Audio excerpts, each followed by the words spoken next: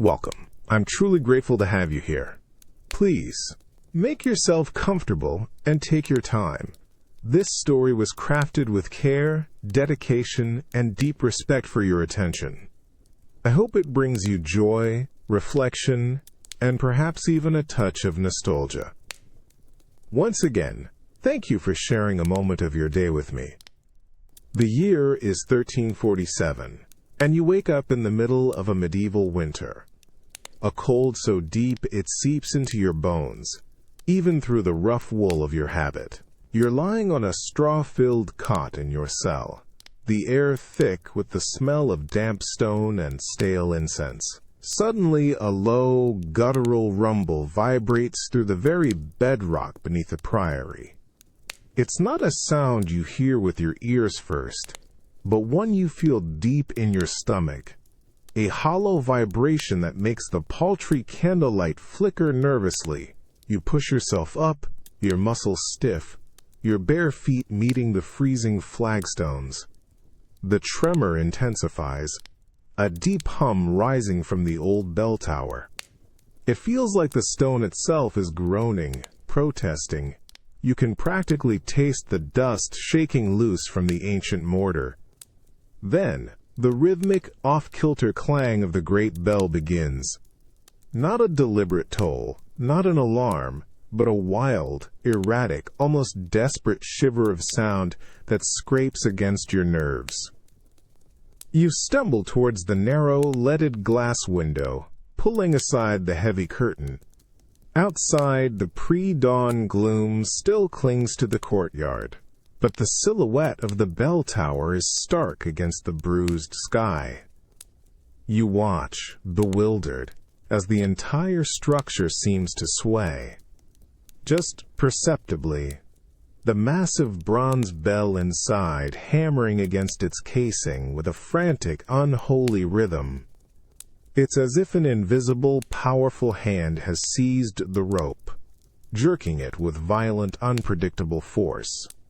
Other priests, roused by the chaos, begin to emerge from their cells, their faces pale, etched with confusion and a dawning dread. You see Brother Thomas, his usually stoic expression twisted into a grimace, clutching his wooden crucifix as he stares up at the tower. He doesn't speak, but his wide, panicked eyes meet yours, reflecting the same chilling question. What force could be doing this? The cold air outside your window is now filled not just with the damp chill of winter, but with this awful, mechanical wail from above. It feels like the priory is no longer a sanctuary, but a ship caught in an unseen storm, its very foundations groaning under an inexplicable weight. You press your hand against the cold stone wall, feeling the tremor ripple through it, a pulse of something unnatural, something deeply unsettling. This isn't just an earthquake. This is a scream from the heart of the sacred. If this story resonates with you, please like and subscribe. I'm curious, where in the world are you listening from, and what time is it there?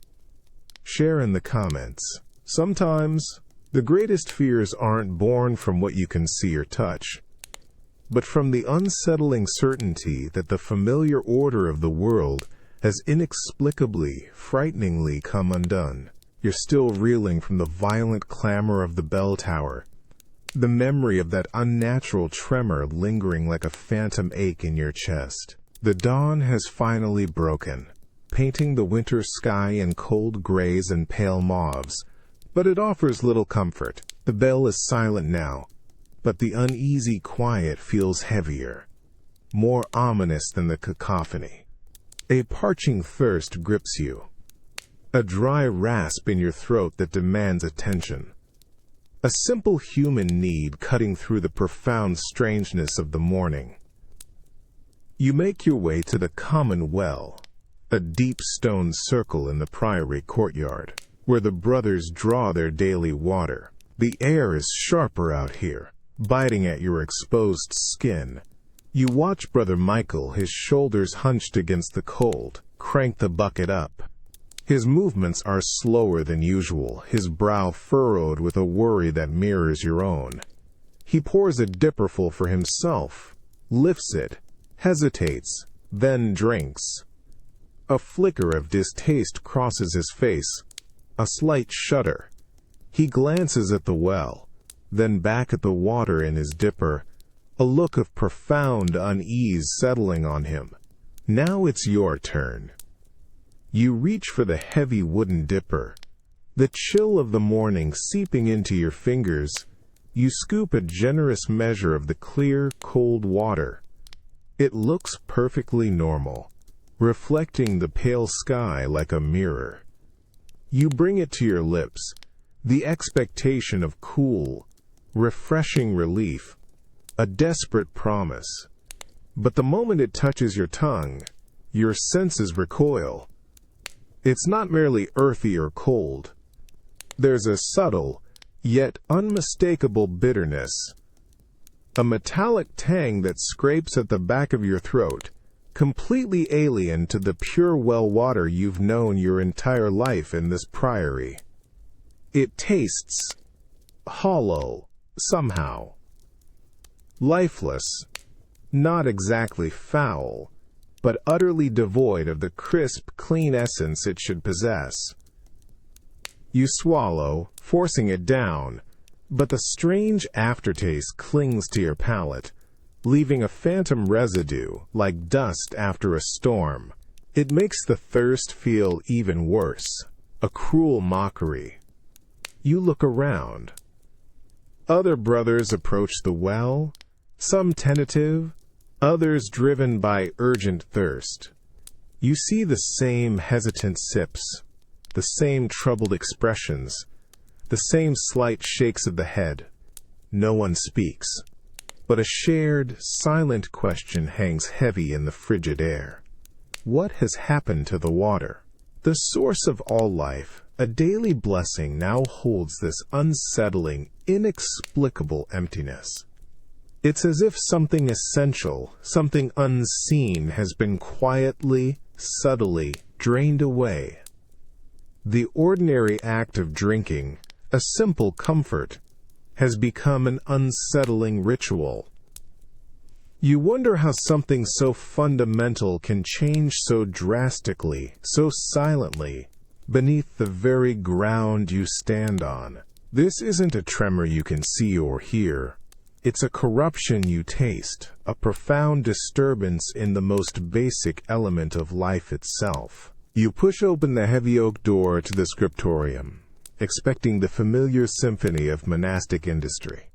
Usually, the air here hums with a gentle, persistent chorus, the soft, insistent scratch of dozens of quills dancing across parchment, the dry rustle of turning pages, the subtle whisper of a murmured prayer, perhaps the occasional quiet cough or a deep, thoughtful sigh.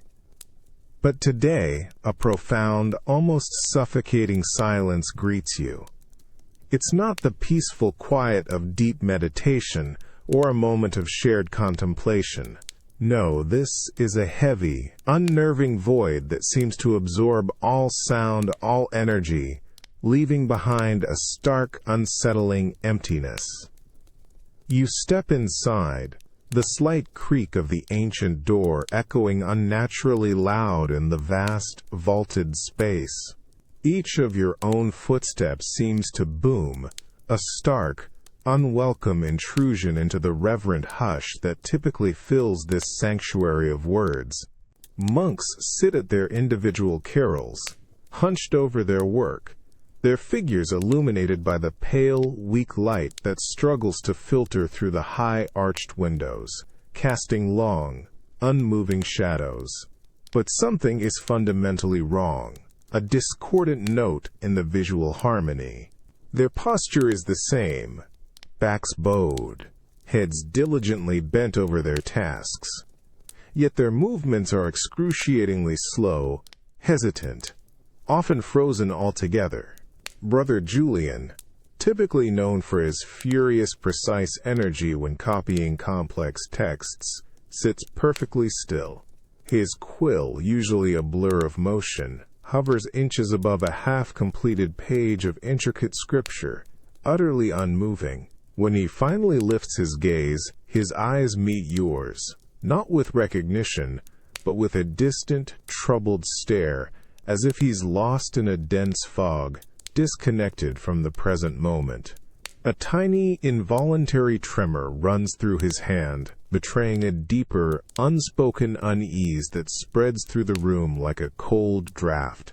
The usual vibrant scent of fresh ink, rich beeswax, and the unique aroma of aged parchment seems muted, almost entirely absent from the air.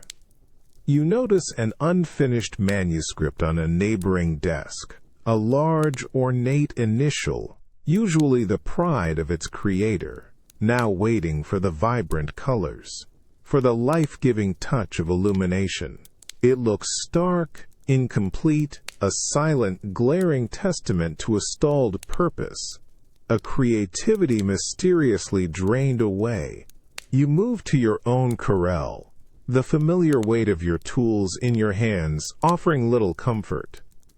You dip your quill into the ink pot, the dark liquid swirling listlessly, reflecting the pallid light. As you attempt to form the first letter of the psalm you are meant to copy, your hand feels strangely heavy, unresponsive, as if fighting against an unseen resistance. The sacred words on the vellum, usually so alive, so imbued with profound meaning and divine inspiration, now appear as mere ink blots, cold, impersonal symbols, their spiritual weight somehow diminished, almost hollow. This isn't merely an absence of sound, it's an absence of the very spirit that usually guides their hands, that infuses their sacred task with purpose, with devotion, with the whisper of the divine. The silence is not a void, it's a heavy, oppressive blanket, pressing down on every soul, stifling not just noise but inspiration, connection, the very essence of their faith. It feels as if the very breath of God has been drawn from the heart of the priory's most sacred work, leaving behind only the husks of devotion, hollowed out and strangely cold. You stand there, quill poised, feeling the vast, echoing space around you, a chill sinking deeper than the winter air, wondering what unspoken absence truly grips them all. You sit at your carrel, the smooth, pale vellum stretched before you like an accusing blank slate. It's been prepared meticulously, painstakingly, waiting for the sacred words to bring it life. Your quill, typically a familiar extension of your hand, feels alien, heavy, inert. You try to recall the opening lines of the psalm you were copying yesterday, a passage you've known since childhood, words as ingrained as your own name. But your mind is an empty chamber, echoing with nothing but a persistent, unsettling void. You dip the quill into the ink pot, the dark liquid swirling listlessly, reflecting the meager light from the window. The scent of ink, usually sharp and invigorating, seems muted, almost absent.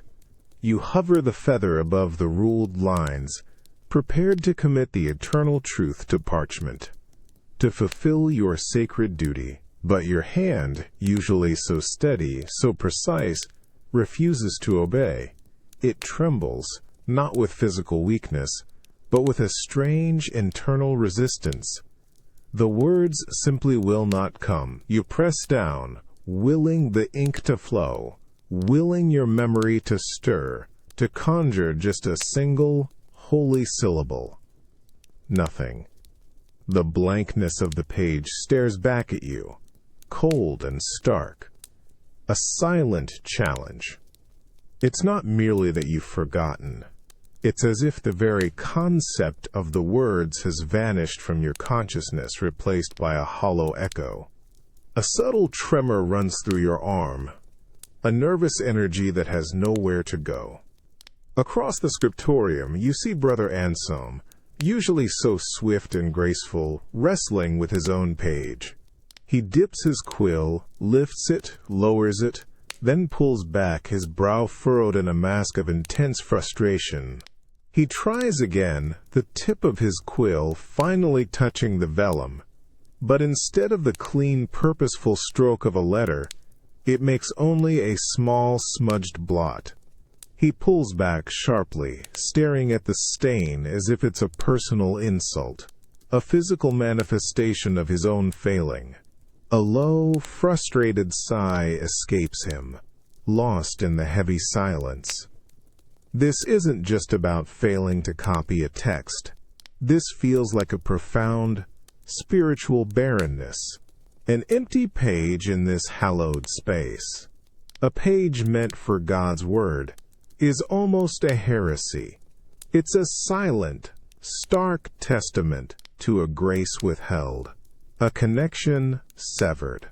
The usual devotion that flows from your heart to your hand, guiding the ink, is absent, leaving only a cold, perplexing emptiness.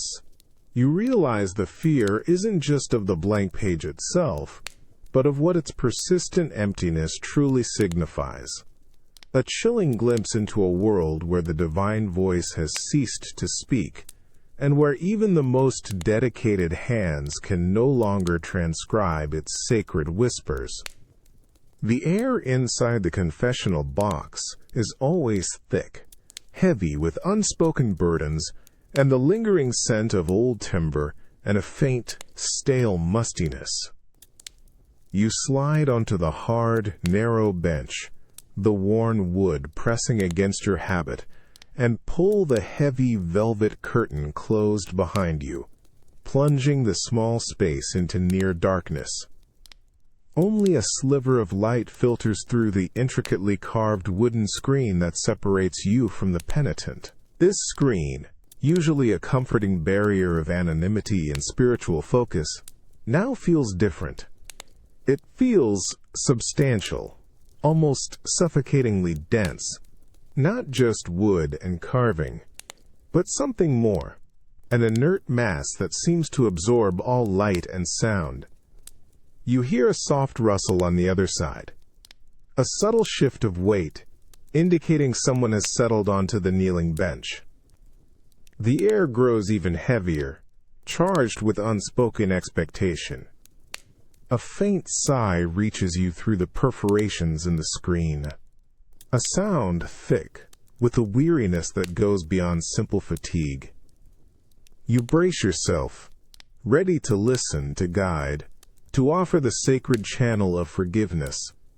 You wait for the customary words, the poor, "Bless me, Father, for I have sinned."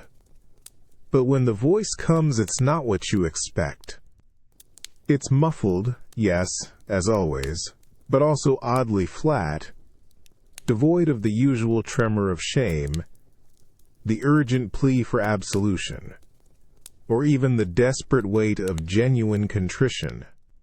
It feels hollow, a dry recitation, almost as if the speaker is merely going through the motions. You strain your ears, trying to discern the nuances, the hidden currents of true sorrow, but you find only a curious, unsettling blankness. You lean closer to the screen, the rough-hewn wood pressing against your ear. You can feel the faint coolness of it, the centuries of absorbed confessions. You hear a description of a transgression, a familiar tale of human failing, but it carries no emotional resonance. The words feel like empty vessels, devoid of the spiritual charge they should possess. There's no raw emotion, no palpable despair, no desperate hope of redemption.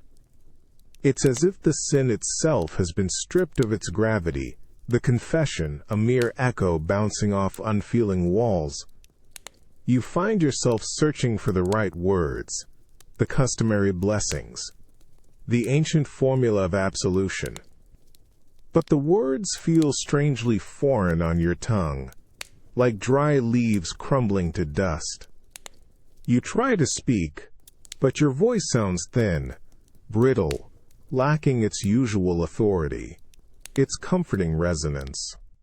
It's as though the sacred power that typically flows through you, a conduit of divine grace, has been blocked, leaving only a cold, unresponsive silence where the divine presence should be. The screen separating you from the penitent now feels less like a discrete partition and more like an impassable wall, not just between two people, but between the earthly realm and the spiritual. It's no longer a conduit for grace, but a silent, unyielding barrier. The weight pressing on you isn't just the physical density of the wood or the burden of sin confessed. It's the crushing weight of an absence, the chilling realization that the divine ear might no longer be listening, and your own words of absolution might simply be falling into a void. You sit there, utterly alone in the darkness, the silence on the other side of the screen more terrifying than any sin. The heavy velvet curtain of the confessional swishes shut, a final, muffled sound that seems to absorb all lingering noise. You hear the soft shuffle of the penitent's feet receding down the stone aisle, their presence vanishing, yet something remains. A faint, almost imperceptible resonance hangs in the confined space, a chill that has nothing to do with the winter air outside. It's not the cold of stone, but a deeper, more pervasive coolness that seeps into your skin, prickling the hairs on your arms. You shift on your hard bench, trying to shake off the unsettling sensation, but it clings to you, a whisper against your ear, a ghostly hum that vibrates just beneath the threshold of hearing. It's not a voice, not a discernible word, but a complex, lingering echo, a tapestry of muted, troubled frequencies. You press your ear against the cool, carved wood of the screen, straining to understand. It feels as though the previous confession, stripped of its absolution, has somehow been trapped within the very fabric of the confessional, refusing to dissipate. It's the faint, phantom sound of every burden, every guilt, every unburdened secret that passed through the screen, now held in a perpetual, unreleased state. You feel the weight of it, not as a physical pressure, but as a psychic density in the air. A shiver runs down your spine. This isn't the silence of peace, the quiet of sin forgiven and soul cleansed. This is the heavy, resonant silence of sins that have nowhere to go, no divine ear to hear them, no sacred words to dissolve them. You close your eyes, trying to clear your mind, to dismiss the bizarre auditory hallucination. But it persists. A subtle, swirling hum, growing denser, colder. It's the sound of the unsaid, the unabsolved, coalescing into an almost tangible presence. You try to pray, to call upon the Holy Spirit, but the words feel hollow, brittle, unable to penetrate the thick, clinging resonance. Your own breath feels shallow, trapped in the oppressive atmosphere. When you finally push the velvet curtain aside and step out into the nave, the chill of the unblessed air outside offers little relief. The echoes seem to follow you, a low thrum beneath the everyday sounds of the priory. You glance at Brother Francis, waiting for his turn, his face drawn, a deep, silent worry etched into his features. He meets your gaze, and in his eyes, you see a reflection of your own profound disquiet, a silent acknowledgement that the very air of their sacred space is now thick with the lingering shadow of sins that refuse to be erased. The truest terror isn't a demon you can see, but the invisible, suffocating weight of spiritual emptiness, where the very act of forgiveness loses its power, leaving only the reverberation of human failing to haunt the hallowed halls. You push open the heavy, crudely fashioned wooden door of what was once the Priory's guest hall, now hastily repurposed as a plague ward. The moment the latch clicks, a wave of stench hits you. It's not merely the smell of sickness or sweat or unwashed bodies. No, this is something far more profound, far more sickening. It's the coppery tang of old blood mixed with the cloying sweetness of decay, the acrid bite of vomit, and a deep, pervasive undertone of something truly rotten, like old fruit left too long in the sun, mixed with the damp earth of a freshly dug grave. It forces a gag reflex you desperately try to suppress, making your eyes water and your stomach churn.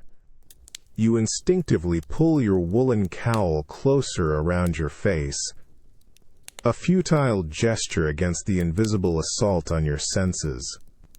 The air inside is thick, heavy, clinging to your habit, seeping into your very lungs. It's dim, even in the midday light, the small windows doing little to disperse the gloom or ventilate the suffocating atmosphere. You step over a threshold slick, with something you don't want to identify, your sandaled feet squelching faintly. Before you, a scene of raw, unvarnished suffering unfolds. Cot after cot, hastily arranged, holds men writhing, moaning, or lying terrifyingly still. The low, ragged gasps for air, the wet, rasping coughs, the occasional sharp cry of agony. These sounds layer over each other, forming a dreadful, persistent dirge. You walk slowly down the narrow aisle between the beds, your eyes scanning the faces. Each one is a canvas of torment, feverish eyes glazed over, lips cracked and peeling, skin tinged an alarming purplish black around swollen glands. You see Brother Edmund, usually so vibrant, now reduced to a skeletal form, his chest heaving with desperate effort. He turns his head slightly, his gaze finding yours, and in his eyes there's not the usual flicker of recognition or comfort, but a vacant, terrified plea, an unspoken question that rips at your own fragile hope. Your hand trembles as you reach for the small vial of holy oil, meant for the last rites. The oil, usually cool and slick, feels inert, somehow colder than it should. You dab a little on your thumb, the usual ritual, but as you approach a dying man, his breath coming in shallow, ragged spurts, the sacred words catch in your throat. You try to utter the prayers for the sick, the ancient invocations for grace and healing, but they feel like empty syllables, hollow sounds dissipating into the foul air. The stench seems to mock your efforts, pressing down on you, stifling any sense of divine presence. You touch the man's burning forehead, his skin shockingly hot and strangely dry, despite the sweat. The buboes beneath his arm, swollen and angry, pulse with an evil heat. There's no comfort to give, no reassurance that God's hand is at work here, only the raw, undeniable agony of a body betraying itself. The weight of this plague ward isn't just the physical density of disease, it's the suffocating presence of an inexplicable suffering, a raw, screaming absence of divine intervention that makes every sacred gesture feel utterly futile, leaving you choking on the putrid air and a chilling sense of profound aloneness. The putrid air of the plague ward still clings to your lungs, heavy and suffocating, each breath a conscious effort against the overwhelming stench of decay and despair. Your hand grips the small, cool glass vial of holy oil, the blessed chrism meant to bring comfort, forgiveness, and passage to the dying. It feels strangely inert in your palm, less like a sacred vessel and more like a mere container of scented liquid. Your eyes fall upon Brother Gerard, his face a mask of purple-black contusions, his chest barely rising, a shallow rattling gasp the only sign of life. You kneel beside his cot, the straw rustling beneath your knees, and uncork the vial. The faint, sweet scent of olive oil, usually a comforting aroma, now seems lost, swallowed by the stronger, more terrible odors of the room. You dip your thumb into the cool, smooth oil, preparing for the ancient rite. As you touch the oil to his forehead, tracing the sign of the cross, his skin is shockingly hot, dry, and unresponsive. There's no subtle softening, no easing of the tension in his rigid body, not even a flicker in his fevered, half-open eyes. It feels like anointing a stone, a cold, unyielding surface. You begin the prayers for the dying, your voice a low, desperate murmur in the chaos of groans and coughs that surround you. Peristam sanctum unctionem. Through this holy anointing, you speak the words of forgiveness, of divine mercy, of eternal peace. You trace the crosses on his eyes, his ears, his lips, his hands, his feet. Each gesture a silent plea to a heaven that feels impossibly distant. But the oil on your thumb feels merely like a greasy smear, nothing more. The words, usually so potent, so full of spiritual weight, now feel like empty sounds, dissipating into the heavy air without finding purchase, without resonating with any divine presence. You press your palm against his burning forehead for a moment longer, willing some sliver of grace, some measure of peace, to flow from your touch, through the oil, into his ravaged body. But you feel nothing, no warmth, no answering calm, no sense of connection to anything beyond the material suffering of this dying man. The air doesn't lighten, the groans don't subside. Brother Gerard's breath remains a shallow, frantic struggle. The holy oil, a conduit of God's mercy, feels utterly, profoundly impotent. It's just oil, a mere substance, unable to cut through the terrifying grip of the plague, unable to bridge the gaping chasm between this world of pain and the promised comfort of the next. You rise, your knees stiff, leaving the small, glistening marks of the chrism on his unseeing form. The sensation of the oil, now on your own skin, feels like a chilling reminder of your failure, of a sacred ritual emptied of its power.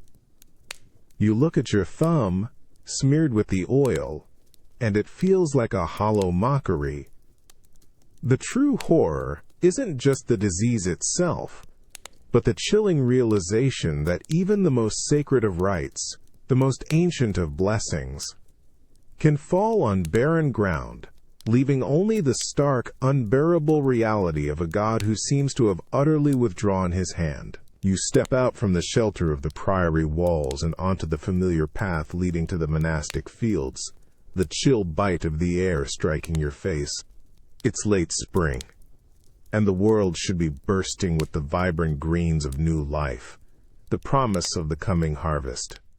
Usually, this is a time of gentle warmth, of growth, pushing defiantly from the earth. But today, the sun feels oddly thin, its rays offering little comfort, like a distant, indifferent eye. You can already feel the dryness in the air, a subtle crispness that speaks of a deeper, unsettling thirst. As you walk further, the path gives way to the soil of the fields, and the crunch beneath your heavy sandals is all wrong. It's too dry, too brittle, not the yielding, damp earth that should nourish the burgeoning grain. You scan the expanse before you, the land that has fed the priory for centuries, and a cold knot tightens in your stomach. Where there should be a lush, undulating sea of young emerald shoots, you see only sparse, stunted stalks, a sickly, pale yellow-green against the dull brown earth. They are thin, spindly things, barely reaching past your ankle, clinging precariously to life, refusing to flourish. You bend down, your fingers brushing against the dry, crumbly soil. It feels dead, inert, completely lacking the rich, fertile scent of healthy earth. You pull at a small clump of grain, and it comes away with disturbing ease, its shallow roots barely gripping the unyielding ground. The stalks are hollow, brittle, and when you rub them between your thumb and forefinger, there's no fullness, no resilience, just a dry, whispering residue. It's as if the very lifeblood of the earth has been drawn out, leaving behind only the husks of what should be. Brother Thomas, who oversees the priory's agriculture, stands a little distance away, his back to you, his broad shoulders slumped. He isn't moving, just staring out at the desolate sight. You notice his hand slowly reach down, picking up a handful of the barren soil, letting it sift through his fingers like sand. His head shakes slowly, a gesture of profound, silent despair, a man witnessing the betrayal of the very ground he has sworn to tend. There's no anger in his posture, just a deep, hollow resignation that speaks volumes more than any shout or curse. The wind, usually a playful rustle through robust crops, now whistles a mournful, empty tune through the sparse, withered stalks, making them shiver like fragile specters.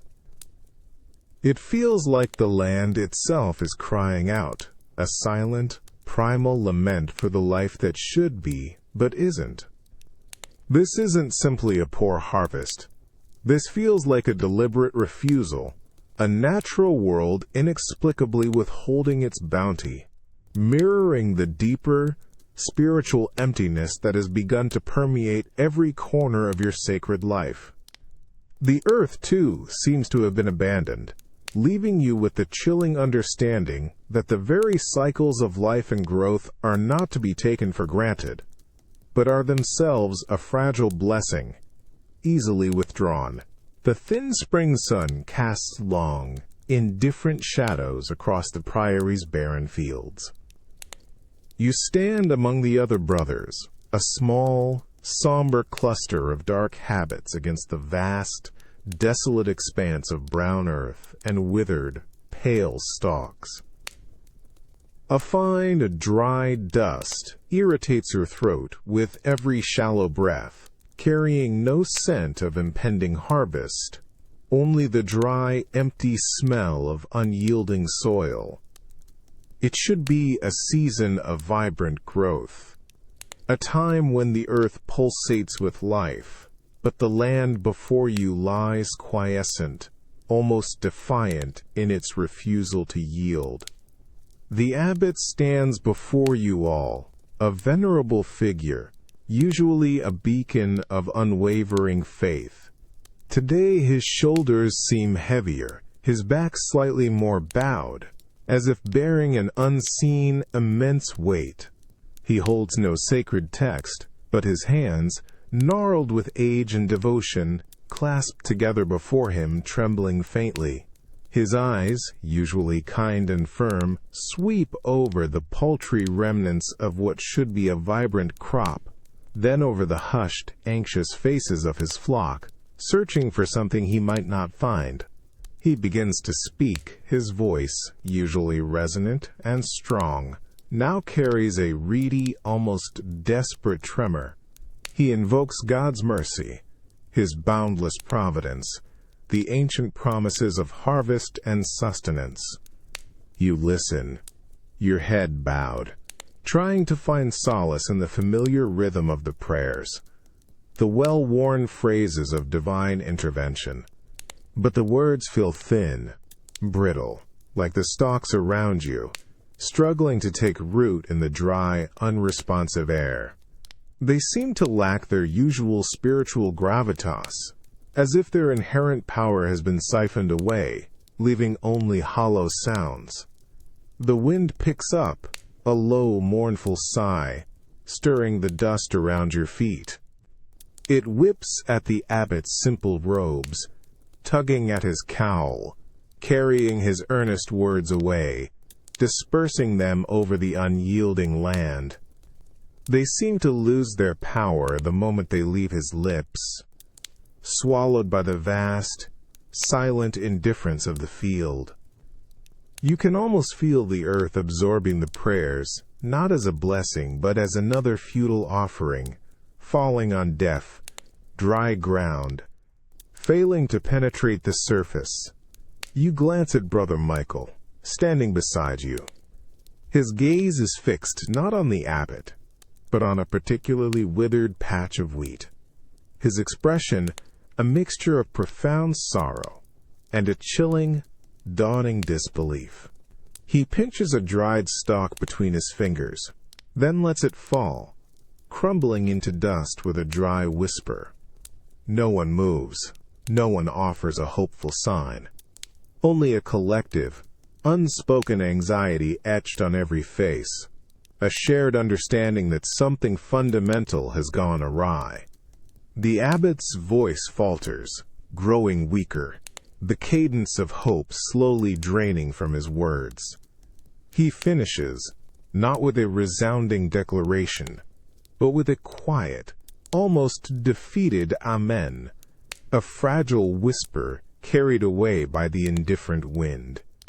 A profound silence descends, heavier than before, filling the space where prayer should have brought comfort and assurance. Nothing stirs. The sun continues its pale, distant watch. The field remains barren, a stark, unyielding testament to an unanswered plea, a silent repudiation of their faith. You stand there feeling the dry dust on your lips, the hollow ache in your stomach. It's not just the physical hunger that begins to stir, but a deeper, spiritual emptiness. The words of God, once believed to command the very earth, now seem to fall on deaf ears, even his own, leaving you to confront a terrifying truth, that sometimes even faith itself can feel like a parched seed in an unblessed, barren ground. You enter the small, hallowed chapel that houses the priory's most sacred reliquary, expecting the usual profound chill of ancient stone. This room, tucked away from the main thoroughfare, usually holds a consistent, deep coolness, a sense of stillness and reverence, carved from centuries of quiet prayer. But the moment you cross the threshold, a wave of unnatural heat washes over you. It's not the gentle warmth of a hearth fire, nor the comforting embrace of sunlight. No, this is an internal, radiating heat, dry and oppressive, that immediately prickles your skin and makes the air feel thick, almost buzzing around you. You take a tentative step further, your sandals rasping against the cold flagstones, a sound that feels out of place in this sudden, unseasonable warmth. The ornate reliquary, a gilded silver casket containing the revered bones of Saint Edwig, stands on its pedestal at the chapel's center. Usually it's a cool, glimmering focal point, a testament to faith and sanctity. But now, it shimmers with an almost visible distortion in the air above it, like a distant summer haze, even though it's the heart of winter. You approach slowly, drawn by a mixture of apprehension and morbid curiosity. As you draw closer, the heat intensifies, radiating directly from the reliquary itself. It feels like standing before a furnace Yet there's no visible flame, no smoldering embers, no smoke. You can feel the heat on your exposed hands, a dry, insistent warmth that pushes against your skin, making you want to pull away, yet holding you strangely captive. You reach out, your fingers hovering inches from the ancient silver, and the heat feels almost tangible, like an invisible membrane. The silver, which should be icy to the touch, appears to glow with an inner fire, though its surface remains outwardly unchanged. Brother Martin, kneeling nearby in prayer, wipes his brow with the back of his hand, his face glistening with sweat. He glances up at the reliquary, his eyes wide with a mixture of awe and bewilderment, then back at you, a silent, shared question hanging heavy in the unnaturally warm air. What is this? This isn't a blessed warmth. It feels feverish, almost aggressive, a heat that promises no comfort, only an unsettling, unholy intensity that seems to mock the cool sanctity of the chapel. You place your hand gingerly on the pedestal, supporting the reliquary. The stone, solid and ancient, is warm to the touch, almost hot, as if the strange energy emanating from the sacred artifact has permeated its very foundation. The dry heat tickles your nose, leaving a faint, almost metallic aftertaste in your mouth. This place, usually a sanctuary of quiet reflection and cool grace, now feels like a crucible, heated by an unseen, inexplicable force that seems to drain the very air of its spiritual calm. This is not the comforting fire of the Holy Spirit. It feels like an inversion, a consuming heat that radiates not divine presence, but a baffling, suffocating emptiness. The sacred object, meant to connect them to the divine, now burns with a silent, terrifying question, leaving you standing in its oppressive warmth, wondering if even the saints themselves have begun to abandon them. The oppressive heat radiating from the reliquary still presses against you in the hallowed chapel, making your habit cling uncomfortably to your skin. Yet, an insistent curiosity, a perverse fascination, pulls you even closer to the gilded silver casket of St. Eadwig. You notice a small, barely perceptible crack in the silver filigree near the display window, a tiny fissure, perhaps from centuries of subtle shifting. Through this narrow opening, a sliver of the actual bone, a fragment of the saint's forearm, is visible, starkly white against the dark velvet lining. You hesitate, your fingers tingling from the intense warmth emanating from the metalwork. But the compulsion is too strong. Carefully, tentatively, you extend your hand, your fingertips seeking that small, exposed piece of sacred relic. The air around the fissure feels oddly still, a pocket of coolness within the pervasive warmth. As your bare skin makes contact with the bone, a shock runs through you. A profound, immediate chill that feels deeper than any winter frost. It's not just cold. It's an alien, penetrating coldness, devoid of natural warmth, as if drawing all heat and life from your touch. The bone is smooth, almost unnaturally so, like polished ice, yet it leaves no moisture, only an impression of utter, desolate frigidity. You snatch your hand back instinctively, a jolt of alarm shooting up your arm. The spot where your finger touched the bone feels numb, a lingering echo of that profound, lifeless cold. You stare at the exposed fragment, then back at your tingling fingertip, a shiver running through your entire body that has nothing to do with the external temperature.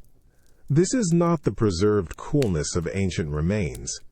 It is an active, consuming cold, radiating an absence that feels deeply unnatural, almost hostile. The heat from the surrounding reliquary, once so puzzling, now seems like a frantic, desperate effort to keep this internal spiritual chill contained, to ward off its insidious influence. Brother Martin, still wiping his brow nearby, notices your sudden movement, your drawn face.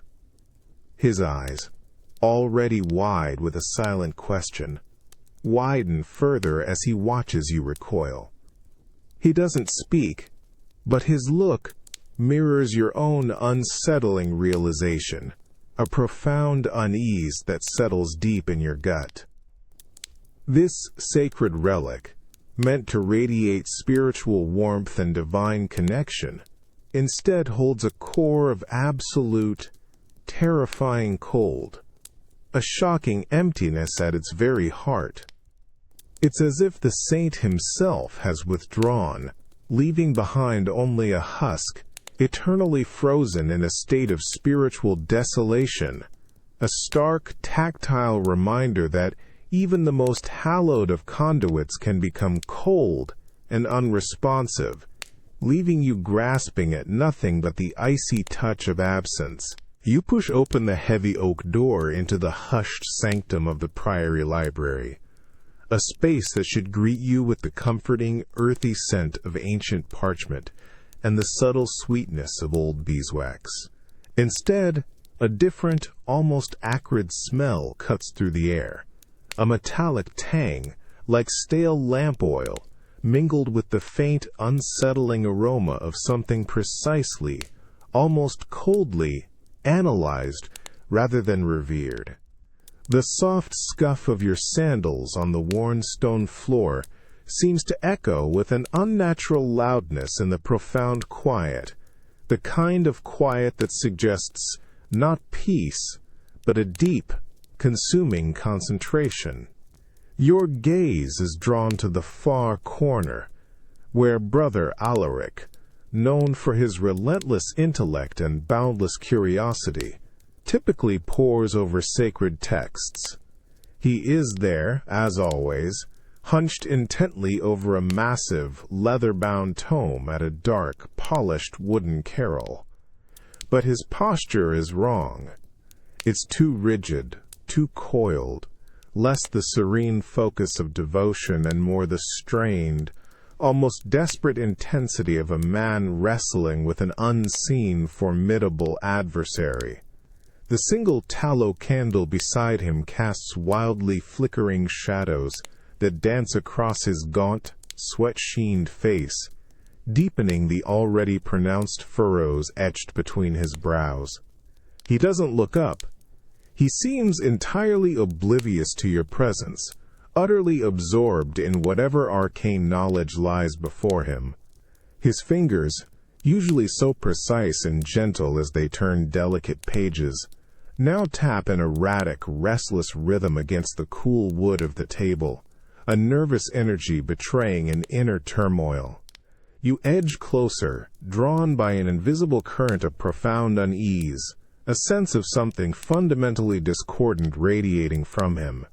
His eyes are not gliding across lines of scripture with contemplative reverence, but darting, analyzing, almost dissecting the words with a cold, relentless scrutiny.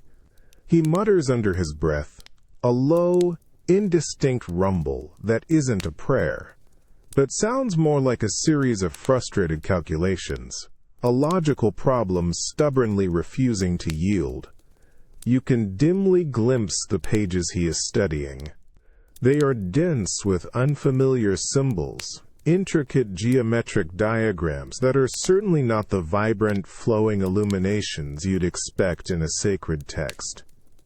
Columns of meticulously ordered numbers run down the margins, accompanied by hurried, angular annotations in a script entirely devoid of the devotional flourish of biblical commentary. This is not theology. This feels like something else entirely.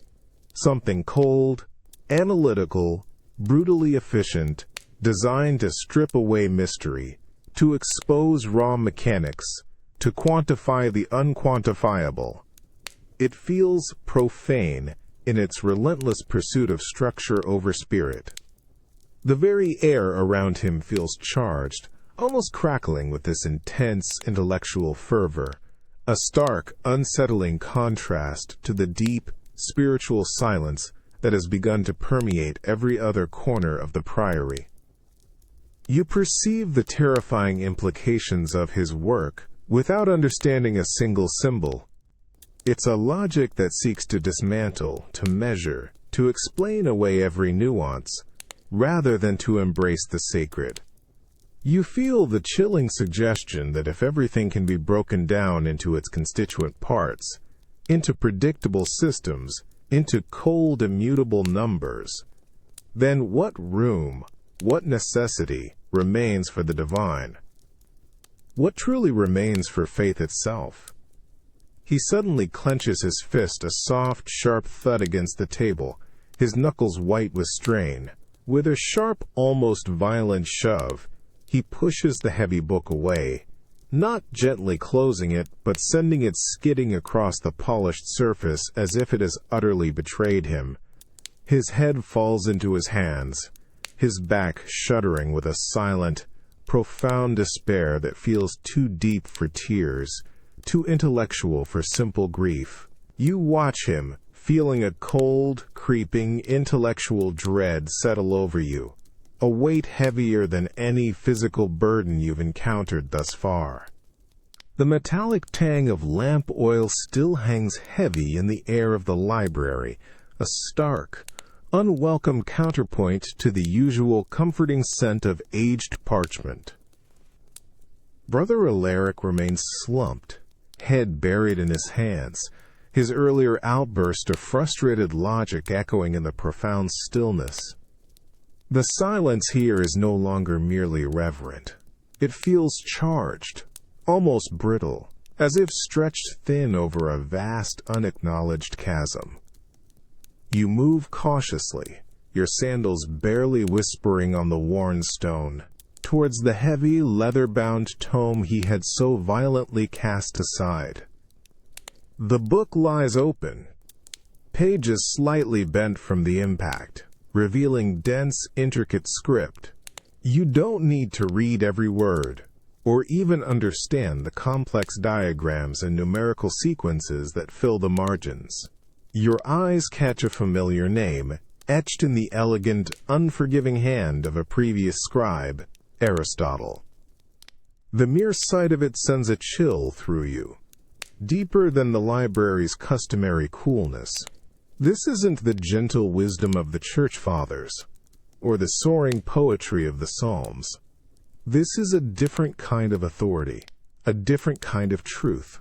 You trace the intricate lines of a diagram with your gaze, a cold, geometric pattern that illustrates natural forces, cause and effect, the observable mechanics of the world. It's a vision of existence meticulously ordered, exquisitely rational, a universe unfolding according to immutable, impersonal laws. What it offers is clarity, yes, a precise, almost brutal understanding of how things work, how one event inevitably leads to another, a perfect chain of reasoning. But in its very completeness, in its elegant, self-sufficient structure, it leaves no room for mystery, no gaps for divine intervention, no need for the miraculous. This isn't an attack on God, not in the vulgar sense of heresy. It's far more insidious.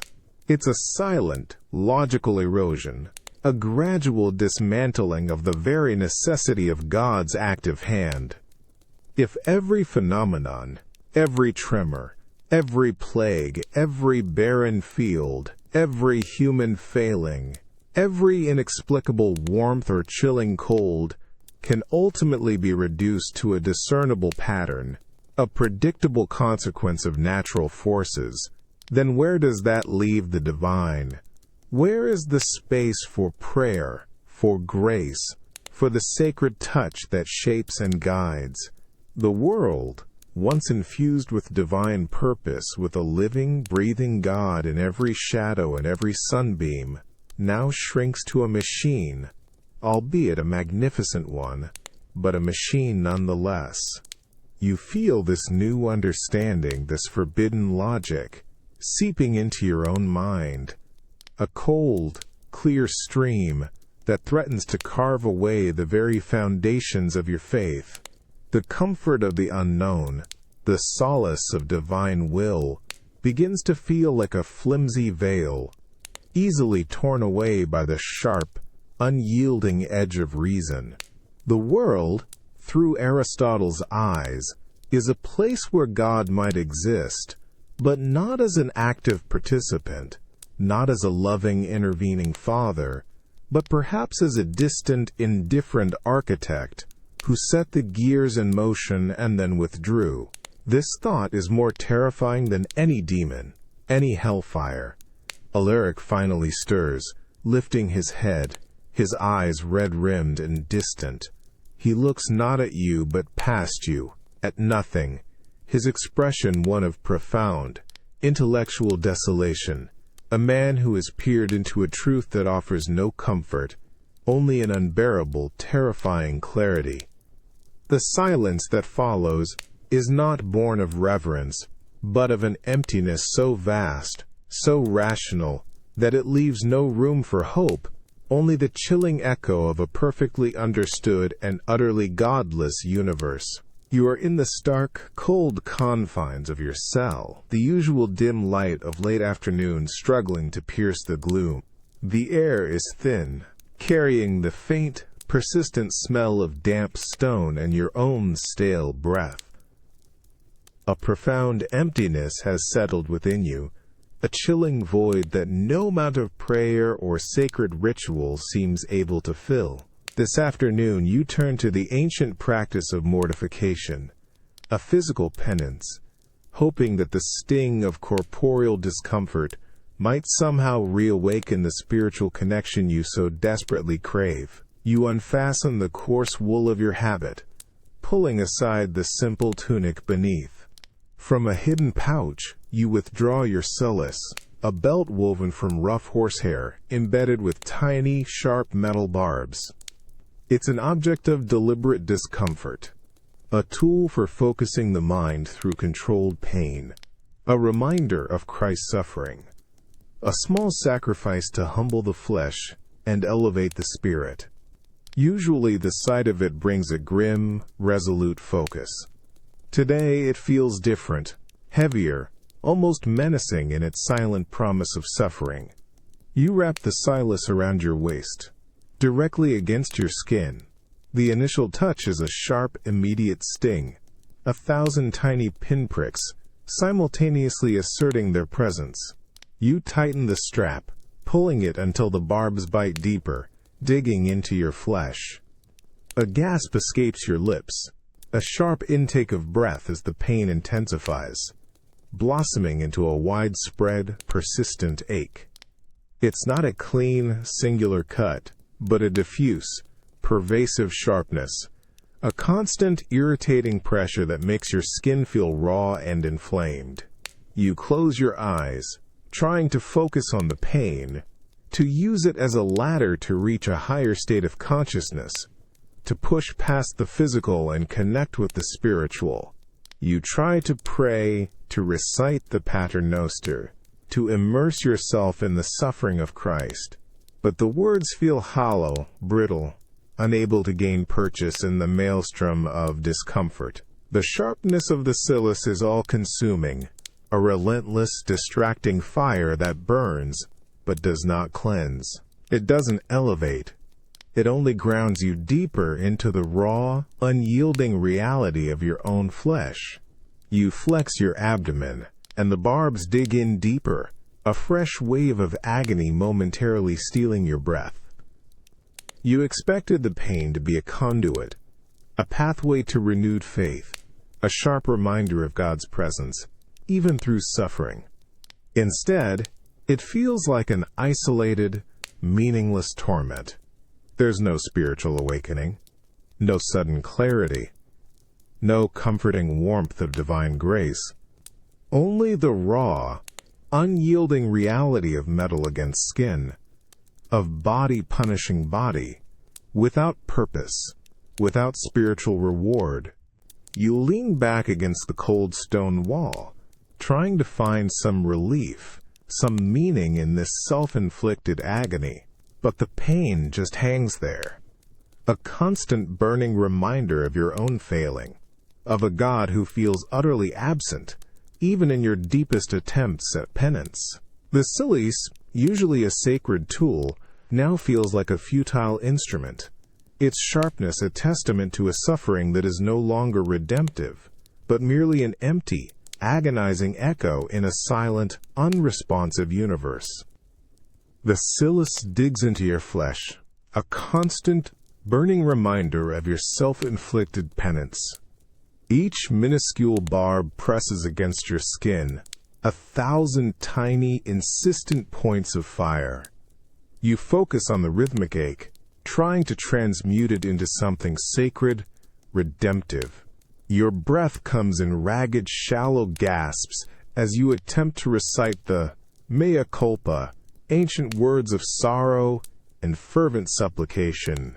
Each syllable feels like a dry stone scraped from your throat, thin and brittle, dying unheard in the cold, unresponsive air of your cell.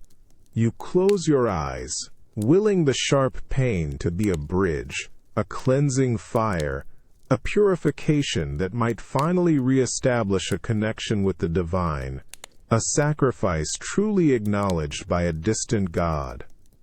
You desperately conjure images of divine grace, the comfort of absolution, but all you feel is the relentless, mundane burn of metal against skin, an internal fire that offers no light, no warmth, no spiritual insight, only raw, unyielding physical sensation. The silence around you, once a space for reflection, now feels like a vast empty chamber, absorbing your every desperate plea. Then, a new alarming sensation stirs beneath the persistent gnawing sting, a subtle, insidious warmth. It's a slow, viscous trickling against your lower back, spreading like an unwelcome bloom across your skin, damp and strangely heavy. Simultaneously, the faint, coppery tang of fresh blood reaches your nostrils, sharp and unmistakable, cutting through the stale air of your cell. A cold dread, far more potent than the physical agony, washes over you, momentarily eclipsing the cilice's bite. You freeze, your body rigid, your mind racing through possibilities you desperately wish weren't true. Slowly, deliberately, your hand trembles as you reach beneath your coarse habit, your fingers fumbling, almost afraid to find what you expect. For the cilice that wraps around your waist, when your fingertips finally make contact with the rough horsehair, it's not just prickly and dry. It's distinctly, sickeningly wet, sticky, and warm. You pull your hand away with a violent jerk, bringing it into the dim, failing light of the cell. There, on your fingertips, is a dark, glistening smear, undeniably your own blood, stark against your pale skin, shimmering ominously. Your heart hammers against your ribs, a frantic drumbeat of raw, primal fear, not with the spiritual fervor of enlightenment, but with a visceral, animal terror. You stare at the blood, your own blood, offered in such desperate supplication. It's a stark, undeniable answer to your prayer, but it is not the one you sought. It's purely physical, a tangible testament to bodily damage, to a self-inflicted wound, but nothing more. There's no sense of divine presence, no sudden influx of comforting peace, no whispered promise of forgiveness, no warmth of spiritual embrace, only the chilling reality of your own body, broken and bleeding, in a silence that feels heavier, colder, more profoundly empty than before. The sacrifice has been made, the pain endured, the blood spilled, yet the vast, echoing void inside you remains, utterly unmoved, utterly unresponsive. The crimson stain on your fingers, feels like a damning indictment, a vivid, terrible confirmation that your penance, your suffering, has reached no higher ear, has touched no divine heart. It's just you, your pain, and your own spilled blood, in a world where God seems to have truly vanished. Sometimes, the most agonizing suffering isn't the pain itself, but the chilling realization that your deepest pleas, your most desperate offerings, fall on an empty silence, answered only by the raw, indifferent proof of your own fragile flesh. And that, in its own way, is a hell far more profound than any torment of fire. The air in the grand cathedral nave is always cool, carrying the familiar, comforting scent of ancient stone and lingering incense. But today, a different kind of sensation grips you the moment you step inside. It's a deep, resonating hum, a low, visceral vibration that seems to emanate from the very bedrock beneath your feet. It prickles the fine hairs on your arms and travels up your spine, settling in your chest like a strange internal pressure. You glance around, bewildered at the other priests and a few remaining villagers, their faces mirroring your own confusion, their heads cocked, trying to identify the source. Then it begins. A single profound note from the mighty pipe organ bursts forth, not a gentle, prayerful swell, but a sudden, booming roar that seems to shake the very foundations of the cathedral. It's an overwhelming, all-encompassing sound, far louder, far more violent than any organ music you have ever heard. It assaults your ears, reverberating through your skull, making your teeth ache. You feel it in your bones, a physical concussion that steals your breath, forcing you to brace yourself, as if against a strong wind. The note holds a sustained, thunderous blast, distorting the air around you, making the stained glass windows seem to rattle faintly in their leaded frames. It's not just loud, it's dissonant, a raw, untamed force, devoid of harmony or melody, a primal bellow rather than a sacred hymn. You can almost taste the vibrations in the air, a metallic tang on your tongue. The other priests recoil, some clutching their ears, their faces pale and etched, with an almost fearful awe.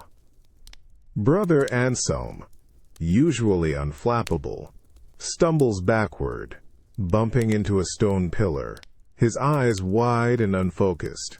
The sound seems to come from everywhere at once, a terrifying, inescapable presence. It feels less like music, and more like the earth itself is groaning. Or perhaps the very fabric of the heavens is being ripped apart. It is a sound of raw power, untempered, unguided, stripped of divine purpose.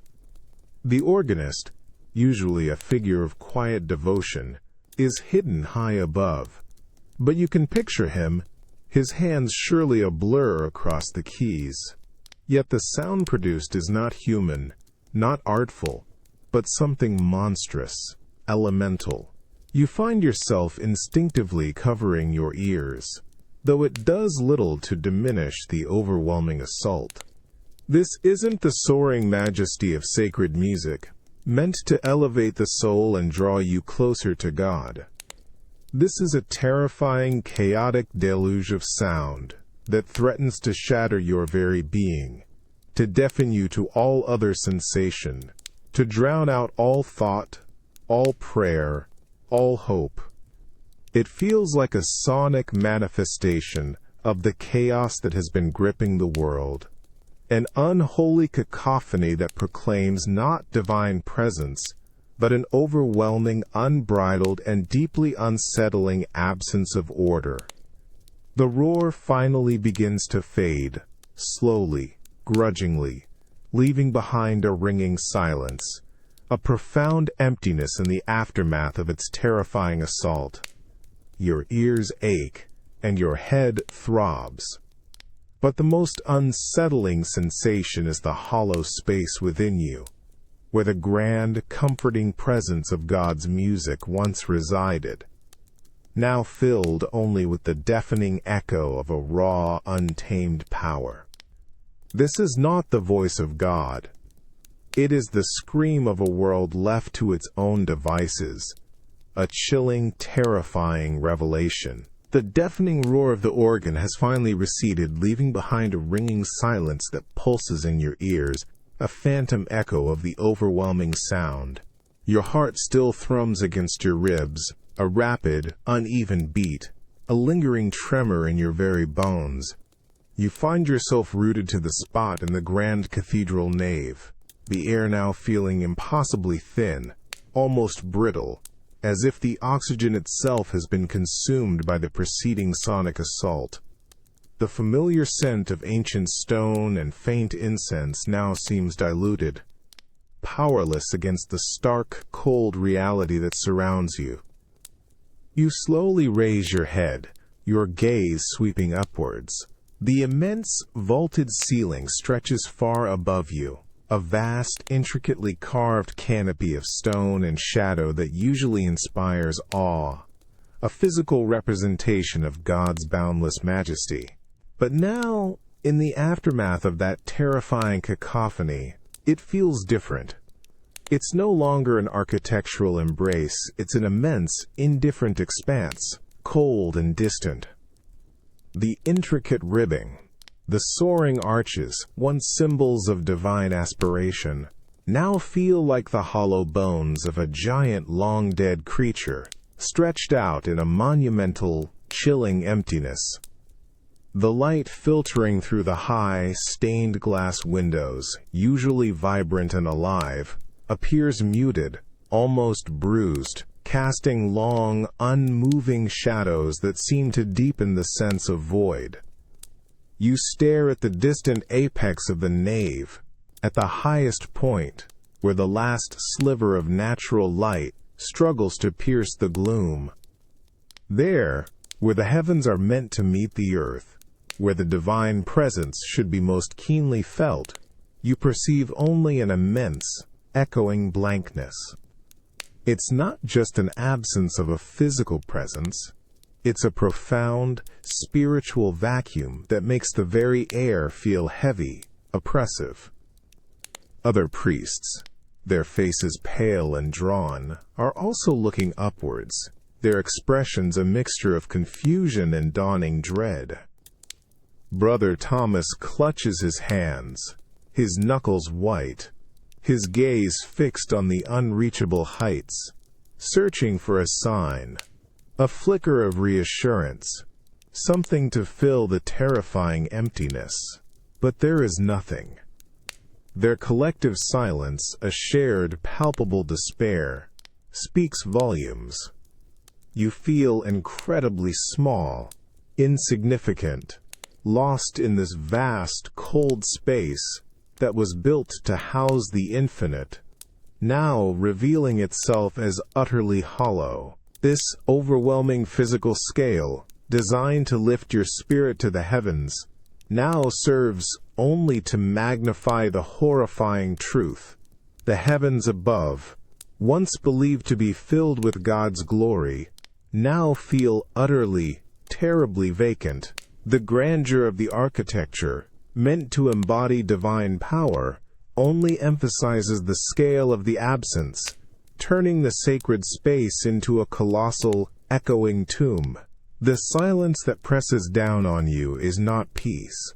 It is the chilling, suffocating quiet of a universe where the divine voice has ceased, and the throne of heaven stands, infinitely, terrifyingly, empty. Sometimes the grandest creations of human faith can become the most devastating monuments to its loss, leaving you to confront an emptiness so vast, so profound, that it makes the very idea of hell seem almost a comfort. You are kneeling beside Brother Michael's cot in the plague ward, the putrid air thick with the smell of sickness and the metallic tang of fear. The low light of a flickering lamp casts long, dancing shadows that make his already gaunt face appear even more skeletal. His breathing is shallow, each intake a wet, rattling gasp, a desperate struggle against the encroaching darkness. Your hand, trembling slightly, rests on his clammy forehead, feeling the unnatural heat that radiates from his skin, a heat that no longer feels like fever, but like a fire slowly consuming the last embers of his life. His eyes, once clear and kind, are now wide and unfocused, glazed over with a deep, primal terror. They dart around the room, not seeing you, not seeing the other suffering brothers, but fixed on something unseen, something beyond the veil. A guttural moan escapes his lips, a raw, animal sound, not of physical pain, but of profound existential dread. You whisper ancient prayers, words of comfort, words of passage. Into your hands, O Lord, I commend his spirit. But the words feel thin, hollow, inadequate, swallowed by the suffocating atmosphere of the ward, failing to offer the solace they once promised. His chest heaves, a final convulsive effort, and then, with a choked, wet gurgle, his body stills. The rattling breath stops. The frantic struggle ceases. The room suddenly feels impossibly quiet, the cacophony of groans and coughs seeming to recede into the background, leaving only the profound stillness of death. His eyes remain wide open, staring upwards, fixed on nothing, reflecting the faint flicker of the lamp, an empty, unseeing gaze that mirrors the vast, terrifying emptiness you felt growing around you. You reach out, your fingers trembling, to close his eyelids. His skin feels waxy, already beginning to cool, a stark contrast to the burning heat it held moments before. His body is slack, heavy, a vessel suddenly emptied of its animating force. The moment of death, usually a sacred passage, a crossing over guided by divine grace, now feels like a stark, brutal cessation, an abrupt snuffing out of a fragile flame, without fanfare, without blessing, without any discernible sign of spiritual transition. You sit back on your heels, the hard straw of the cot digging into your knees, feeling the heavy silence of his passing. It's not the peaceful quiet of a soul at rest. It's the chilling stillness of an abandoned vessel. There's no sense of release, no presence of the divine to welcome him, no comforting warmth of an eternal embrace. Only the raw, undeniable fact of a life extinguished, leaving behind a cold, desolate absence.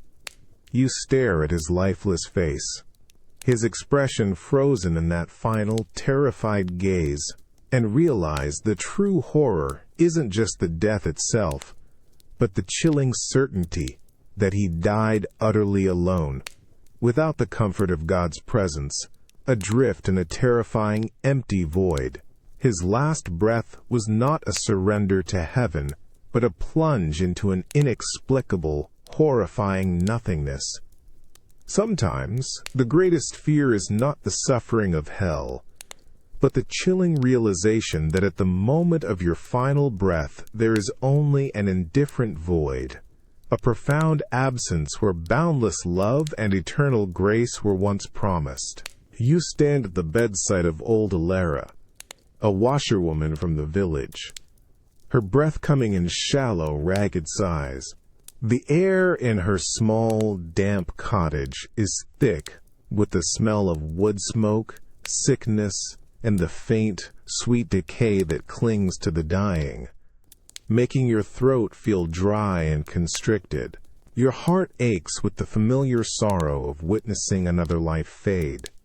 Yet a deeper, colder dread gnaws at you, a creeping unease that has become a constant companion these days. This is the third time today you've brought the Holy Eucharist to a soul on the brink. The sacred viaticum, meant to be their final sustenance, their unwavering bridge to eternity. Each time the weight in your hand feels heavier, the purpose more fragile, you reach into the PYX, the small, silver container cool against your trembling fingers as you retrieve a consecrated host. They are perfectly round, pure white, impossibly thin, almost translucent in the weak filtered light of the cottage. You take one gently, carefully, and place it on her parched, cracked tongue.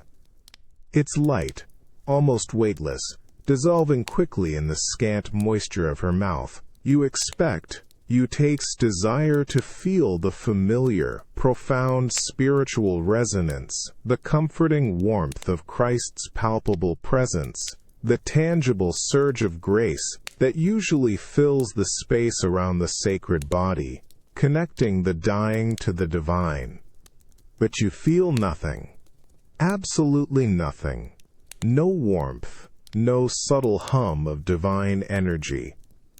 It's just a dry, tasteless piece of bread, dissolving on her tongue, utterly devoid of the palpable holiness, the spiritual charge it should undeniably carry.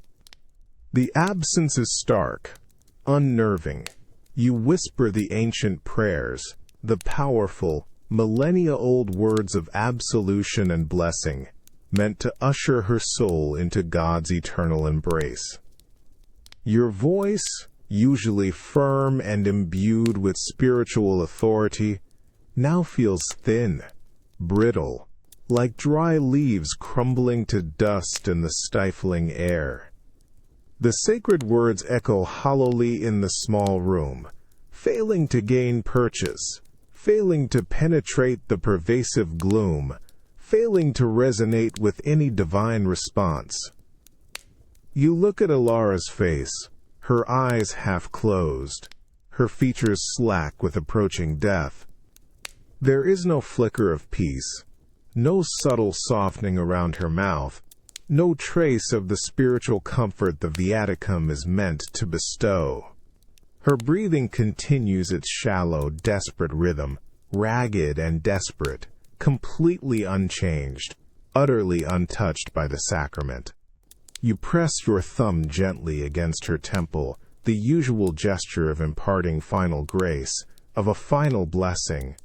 Her skin is cool and clammy beneath your touch, unresponsive, offering no spiritual feedback, no reciprocal warmth. The silence that follows the completed ritual is not the serene quiet of a soul departing in peace, transitioning peacefully to the next realm. It's a stark, heavy void that seems to expand, swallowing all hope, all comfort, all sense of the divine. The sacred act, meant to be the ultimate communion, feels utterly, profoundly empty, leaving you with only the unsettling sensation of a ritual performed, but a connection completely unfelt, a grace ungranted.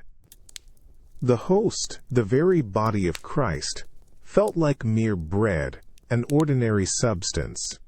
The ritual, the prayers, felt like empty echoes bouncing off an unseen, unyielding wall. You realize with a horrifying clarity that it is not just Alara who is alone in her passing, adrift in her final moments, but you too are utterly alone in this desperate rite. The terrifying truth settles in your bones cold and sharp. The bridge to eternity, the spiritual sustenance, the promise of God's abiding presence has vanished, leaving only an incomprehensible, chilling void where boundless grace once resided. The greatest fear you now understand is not that hell awaits, but that there is nothing at all, nothing but this stark echoing emptiness at the end of every fervent prayer. You stand on the edge of the hastily dug burial pit, the damp, raw earth giving way beneath your sandaled feet. The air is heavy, not just with the chill of a relentless winter, but with the cloying, sweet stench of disease and the unmistakable odor of recently disturbed soil. Rain has fallen relentlessly for days, turning the ground to a thick, clinging mud that sucks at your sandals with each hesitant step. This isn't the consecrated ground of the churchyard, where graves are neatly tended and blessed. This is a bleak, muddy field outside the priory walls, scarred by a growing number of freshly turned mounds, a grim testament to the escalating depths. The pit before you is wide and shallow, its sides smeared with slick, dark mud. Several bodies, wrapped in simple shrouds, lie in its depths, their forms indistinct in the gray light, already partially submerged in the pooling water at the bottom. The mud around the edge is churned and slick, reflecting the dull, overcast sky like a broken mirror. You can feel the cold, slimy earth seeping into the fabric of your sandals, clinging to your skin, a physical manifestation of the grim reality that surrounds you. You clutch your small censer, the thin, sweet scent of incense, struggling to cut through the oppressive odors of decay and damp earth. You try to begin the prayers for the dead, the ancient words of committal and blessing, Requiem aeternam dona eis Domini, but the words feel leaden on your tongue, struggling to emerge from your throat. Your voice is thin, brittle, almost lost in the vast mournful silence that hangs over the field. The heavy mud seems to absorb the sound, pulling it down, rendering it hollow and meaningless. The holy water you sprinkle from your aspergillum seems to dissolve instantly into the already sodden ground, offering no spiritual purification, no comforting shimmer of grace. The faces of the few villagers who have braved the rain and mud to witness the burial are grim, etched with a raw despair you've become all too familiar with. They watch in numb silence. No tears, no wailing, just a profound, exhausted resignation. No one makes the sign of the cross, no one whispers a private prayer. It's as if their grief has been stripped of its ritual, their hope of its solace, leaving only a stark, brutal emptiness. You watch as the shovel rises and falls, each dull thud of mud hitting shrouds sounding like a final, irrevocable judgment. The cold, wet earth embraces the dead, not as a gentle resting place, but as a silent, indifferent swallowing. You feel the raw, sticky mud between your toes, its coldness seeping deep into your bones. This isn't just an unconsecrated grave. It's a terrifyingly unblessed one, a place where the earth seems to offer no solace, no promise of resurrection, no hope of reunion. The cold, clinging mud seems to mirror the spiritual desolation that has settled over everything. It's a profound, chilling realization that even the sacred rituals of burial, the solemn promises of eternal life, can fall on barren ground, leaving the dead to a silent, desolate oblivion, and the living to the raw, unblessed touch of the earth. You stand there, your feet sinking deeper into the mire, feeling the profound, terrifying absence of God's hand in the very ground beneath your feet. The last dull thud of mud hitting the shrouded form echoes in the dreary air of the unconsecrated field, a grim finality that settles heavy in your chest. The biting chill of the rain-laden wind whips at your habit, seeping into your very bones, but it's the coldness within you, a profound spiritual void that truly gnaws. Your sandals are caked with the thick, clinging mud of this desolate burial ground, each small movement a struggle against the earth's relentless grasp. This isn't the hallowed peace of a consecrated plot. It's a raw, open wound in the landscape, a place where solace feels utterly alien, where the very promise of rest seems a cruel mockery.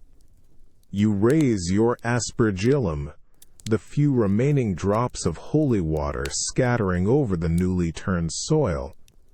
They disappear instantly, absorbed by the already sodden ground, offering no spiritual purification, no comforting shimmer of grace.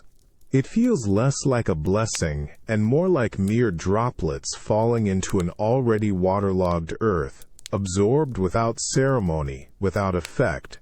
You try to begin the ancient liturgy for the dead, Requiem aeternam dona eis Domine. But each word feels like a heavy stone, detached from its profound meaning, falling from your lips into the vast, indifferent expanse that surrounds you. Your throat feels dry, as if the sacred words themselves are being leached of their vitality, stripped of their power before they can even fully form. There's no sense of ascension, no hopeful lifting of the spirit, no comforting warmth that should undeniably accompany such sacred rites. Instead, your words seem to dissipate immediately, absorbed by the damp, heavy air, pulled down by the clinging mud, never rising, never reaching beyond this desolate patch of earth. It's as if the act of prayer itself has become a futile exercise, a desperate whisper swallowed by a deafening void that offers no echo, no response, no flicker of acknowledgement. You can almost feel the physical resistance in the air, a spiritual barrier preventing your earnest pleas from transcending the earthly realm. You glance at Brother Benedict, standing nearby, his head bowed, his lips moving silently in what you assume are prayers. But his eyes, when he lifts them briefly, meet yours and hold a profound, haunted emptiness that mirrors your own chilling despair.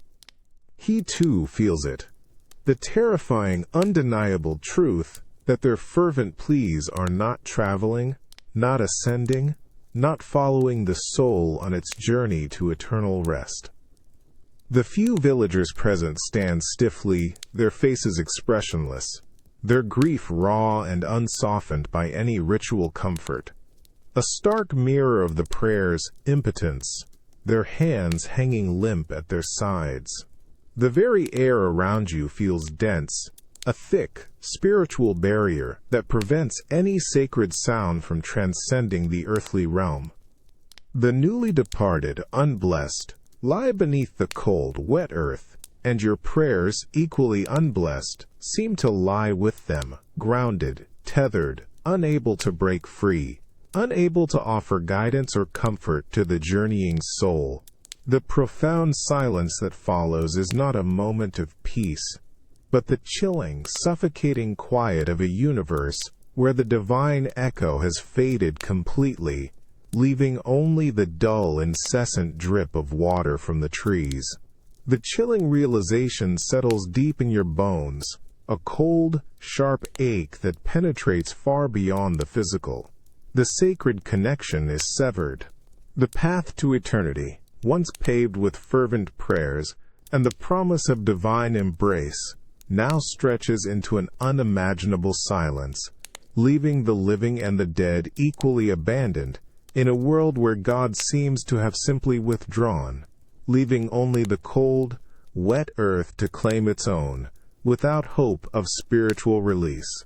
This is the ultimate dread, a terror far surpassing any vivid depiction of hell.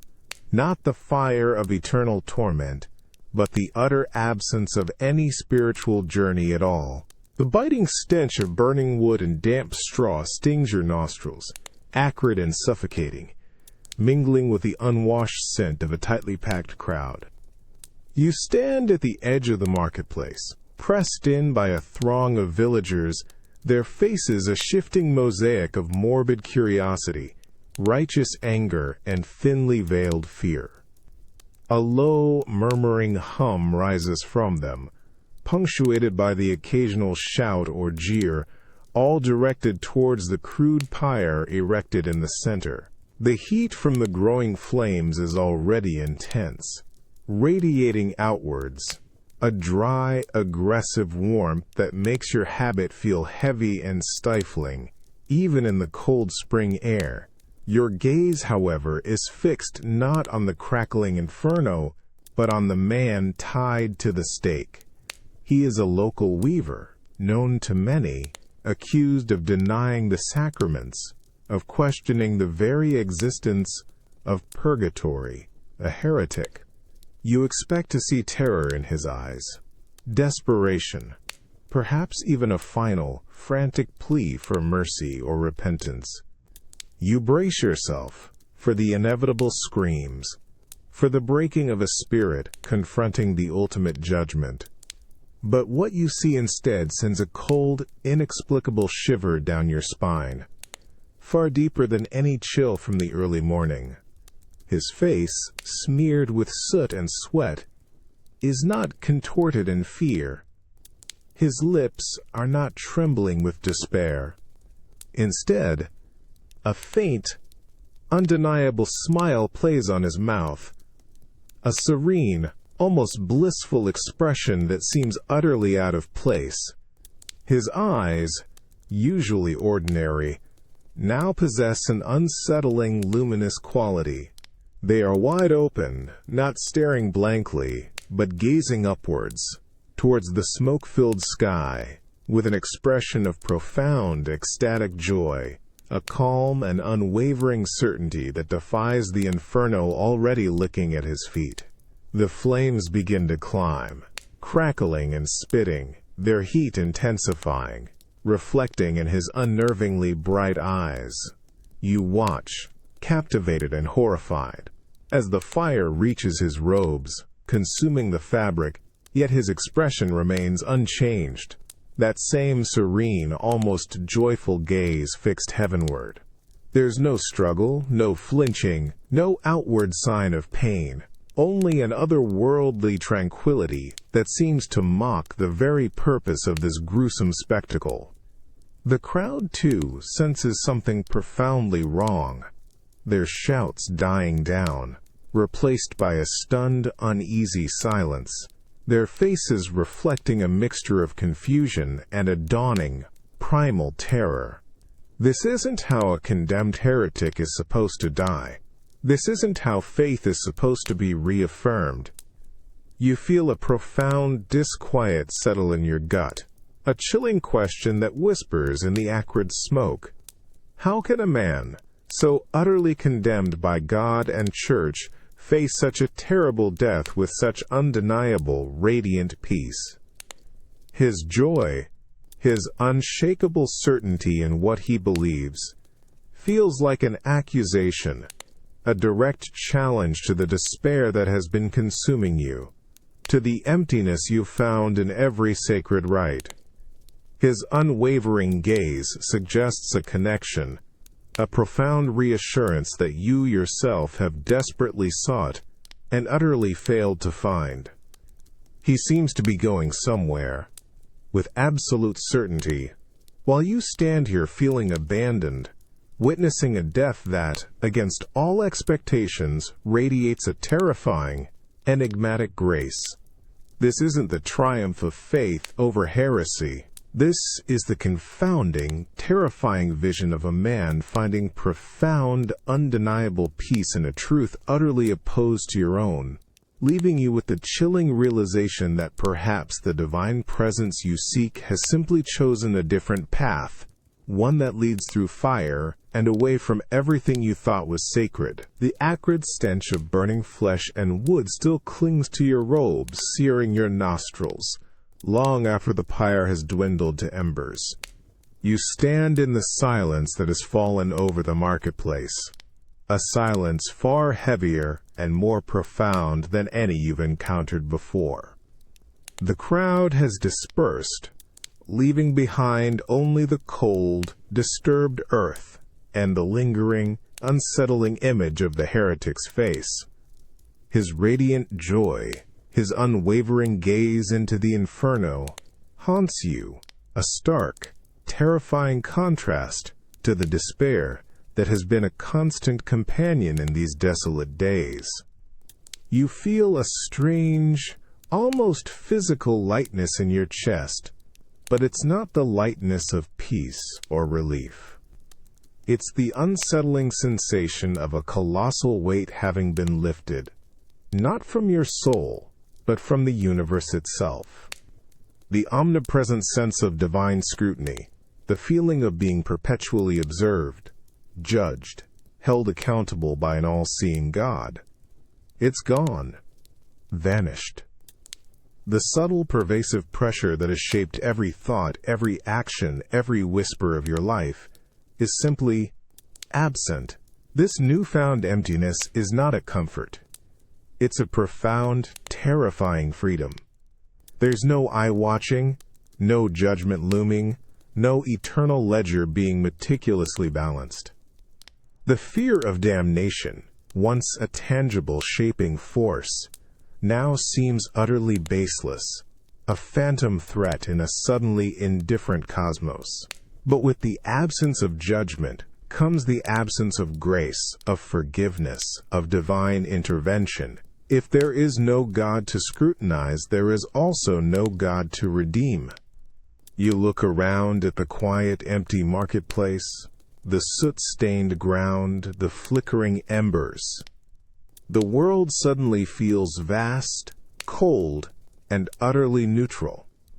The very air, once thick with the unspoken presence of angels and demons, of divine blessings and curses, now feels sterile, empty of all spiritual significance. You are merely a man, standing on a patch of dirt, under an uncaring sky. The profound, inescapable solitude of this realization sends a shiver through you, a cold intellectual dread that permeates your very being. This isn't the freedom of salvation, it's the freedom of abandonment.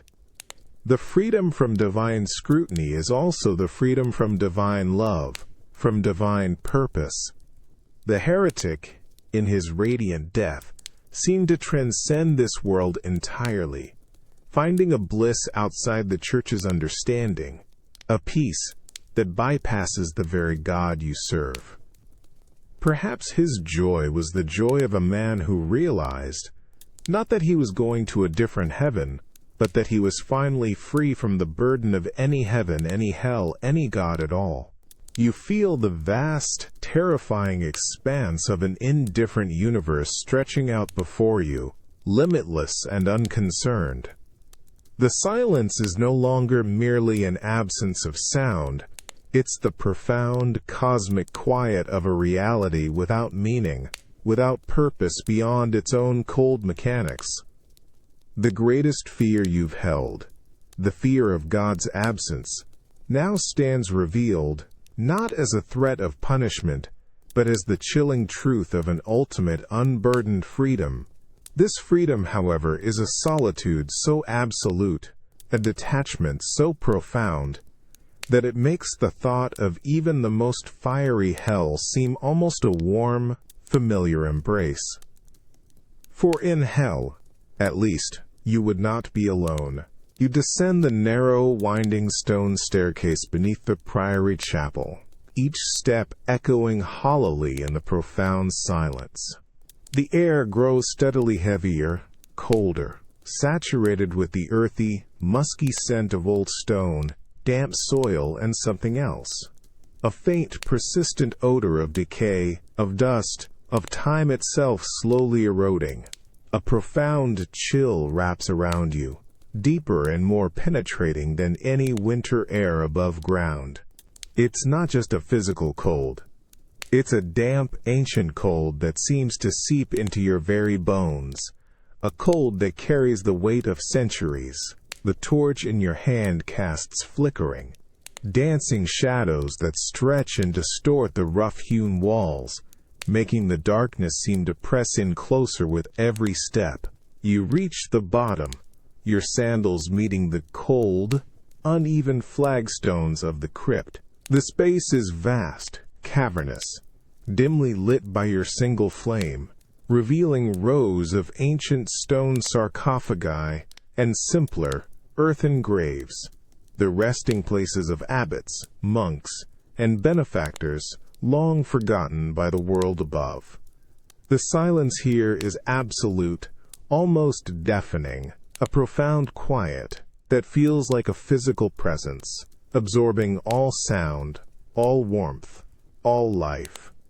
It hums with an ancient stillness, a quiet so deep it feels like the universe itself is holding its breath. You walk slowly amongst the tombs, your breath pluming in the frigid air, each of your own footsteps sounding unnaturally loud, a jarring intrusion into the sacred hush. You can feel the cold radiating from the stone beneath your feet, from the walls, from the very air, a pervasive chill that wraps around you like a shroud. You stop before the sarcophagus of Abbot Theodoric, a revered figure from centuries past, his effigy carved in serene repose on the lid. You reach out, your fingers tracing the cold, smooth stone. It is icy to the touch, a deep, persistent cold that seems to penetrate your glove, chilling your fingertips to the bone. This isn't just the natural cold of an underground chamber. It feels like the very essence of death, of absence, concentrated in this ancient space. The air here feels heavy with unmoving time, with centuries of dust and decay, but strangely, it feels empty of any spiritual presence, any lingering echo of the souls who once inhabited these forms. You try to conjure a sense of reverence, of peace, of the comforting presence of the communion of saints, of the blessed souls at rest, awaiting resurrection. But the profound chill and the absolute silence strip away all such notions, leaving only a stark, brutal emptiness. This place, meant to be a sacred threshold, a temporary resting place before eternal glory, now feels like a final, absolute endpoint. The cold isn't just from the stone, it's the cold of an inexplicable spiritual vacuum, a profound absence that chills your soul more deeply than any physical temperature. You stand there, your torchlight swallowed by the vast, silent darkness, feeling the weight of the centuries, the coldness of stone and silence. This crypt, meant to hold the promise of resurrection, instead holds only the chilling, undeniable proof of a final, unyielding cessation, a profound, spiritual abandonment that feels more terrifying than any hellfire, for it suggests that even the blessed dead are left to an eternal, silent, and indifferent cold. The profound, ancient chill of the crypt continues to seep into your bones, a damp, unrelenting cold that has nothing to do with the winter air outside, and everything to do with the silence of the long dead. Your torch casts its dancing, flickering light over the rows of stone sarcophagi and the simpler earthen mounds, each one a testament to lives lived and now utterly ended. The air here in this deep underground chamber is heavy, laden not just with the scent of old stone and dust, but with a richer, more unsettling aroma, the thick, sweet, earthy smell of slow, inexorable decay, a perfume of transformation that chills you to your very soul. It's the scent of life returning to earth, but without the promise of renewed growth, only dissolution. You find yourself drawn to one of the older, less well-preserved earthen graves, tucked away in a shadowed corner. The wooden marker, once carved with a name and a prayer, has long since rotted away, leaving only a crumbling, indistinct shadow. The earth above it, usually settled and firm, appears slightly disturbed, a subtle depression indicating the slow, relentless work beneath. You kneel, your habits rustling softly, the rough fabric immediately absorbing the damp cold of the soil. You extend your hand, hesitant, and brush your fingers against the cool, loose earth. It's not just damp, it feels strangely soft, yielding, almost spongy, as if its very structure has been altered, softened from within. As your hand presses lightly against the soil, a faint, almost imperceptible vibration seems to hum beneath your fingertips. It's not the tremor of the bell tower, but a different kind of life, a slow, patient, relentless activity happening just beneath the surface, unseen. You can almost feel the myriad, countless tiny creatures, the unseen scavengers of the earth, engaged in their sacred yet utterly mundane work of breaking down, of consuming, of transforming flesh and bone back into indistinguishable soil. The thought of it makes your stomach churn, a profound revulsion mingling with a cold intellectual dread. This is the true, inescapable reality that the crypt reveals. Not a temporary resting place before spiritual ascension, but a profound, physical surrender to the earth. The sacred purpose of the ground, consecrated to hold the promise of resurrection, feels utterly, brutally usurped. There's no sense of the blessed dead awaiting judgment, no spiritual presence lingering, no whisper of heavenly chorus. Instead, you perceive only the cold, unyielding mechanics of the earth, the relentless, silent work of decomposition, a biological process utterly indifferent to the soul it once housed, to the faith it once inspired. You stare at the damp earth, feeling its indifferent coldness permeate your hand. This place, meant to be God's antechamber, feels instead like a kingdom of worms, a domain where only the raw, biological imperatives hold sway. The absolute silence here is not the peace of the divine, but the hollow, echoing quiet of a reality where spirit has given way entirely to matter. The chilling realization settles in your gut. If this is the ultimate destination, if this is all that remains, then the fear of God's absence is not about eternal torment, but about this profound, terrifying dissolution, this ultimate return to a cold, unblessed, and utterly uncaring earth. You stand at the altar, the familiar weight of the chalice and paten in your hands, the cool silver smooth beneath your fingertips. The air in the priory chapel is still and cold, carrying the faint, comforting scent of old stone and lingering incense. But today, that comfort feels distant, like a memory of a warmer time. This is the moment of transubstantiation, the very heart of the Mass, when the ordinary becomes sacred, when Christ Himself is made truly present. You have performed this miracle countless times, felt the palpable shift, the sacred energy that fills the air. Today, you are dreading it. You break the Eucharistic bread, the small, round host, its pure white surface marked with the sacred cross. Usually, it feels delicate, almost ethereal, a symbol imbued with profound spiritual power even before the consecration. But now, as you hold it between your thumb and forefinger, your senses are hyper-alert, searching for any sign of its true nature. It feels ordinary, unremarkably so. The texture, usually so subtle, is now starkly present. It's dry, almost brittle, a faint dustiness clinging to your fingertips. When you break it, there's no ethereal snap, no sense of yielding to a divine force, just the mundane, almost imperceptible sound of dry bread cracking. It feels exactly like ordinary, unleavened bread, nothing more. No warmth radiates from it, no subtle vibration, no sense of life, just inert matter.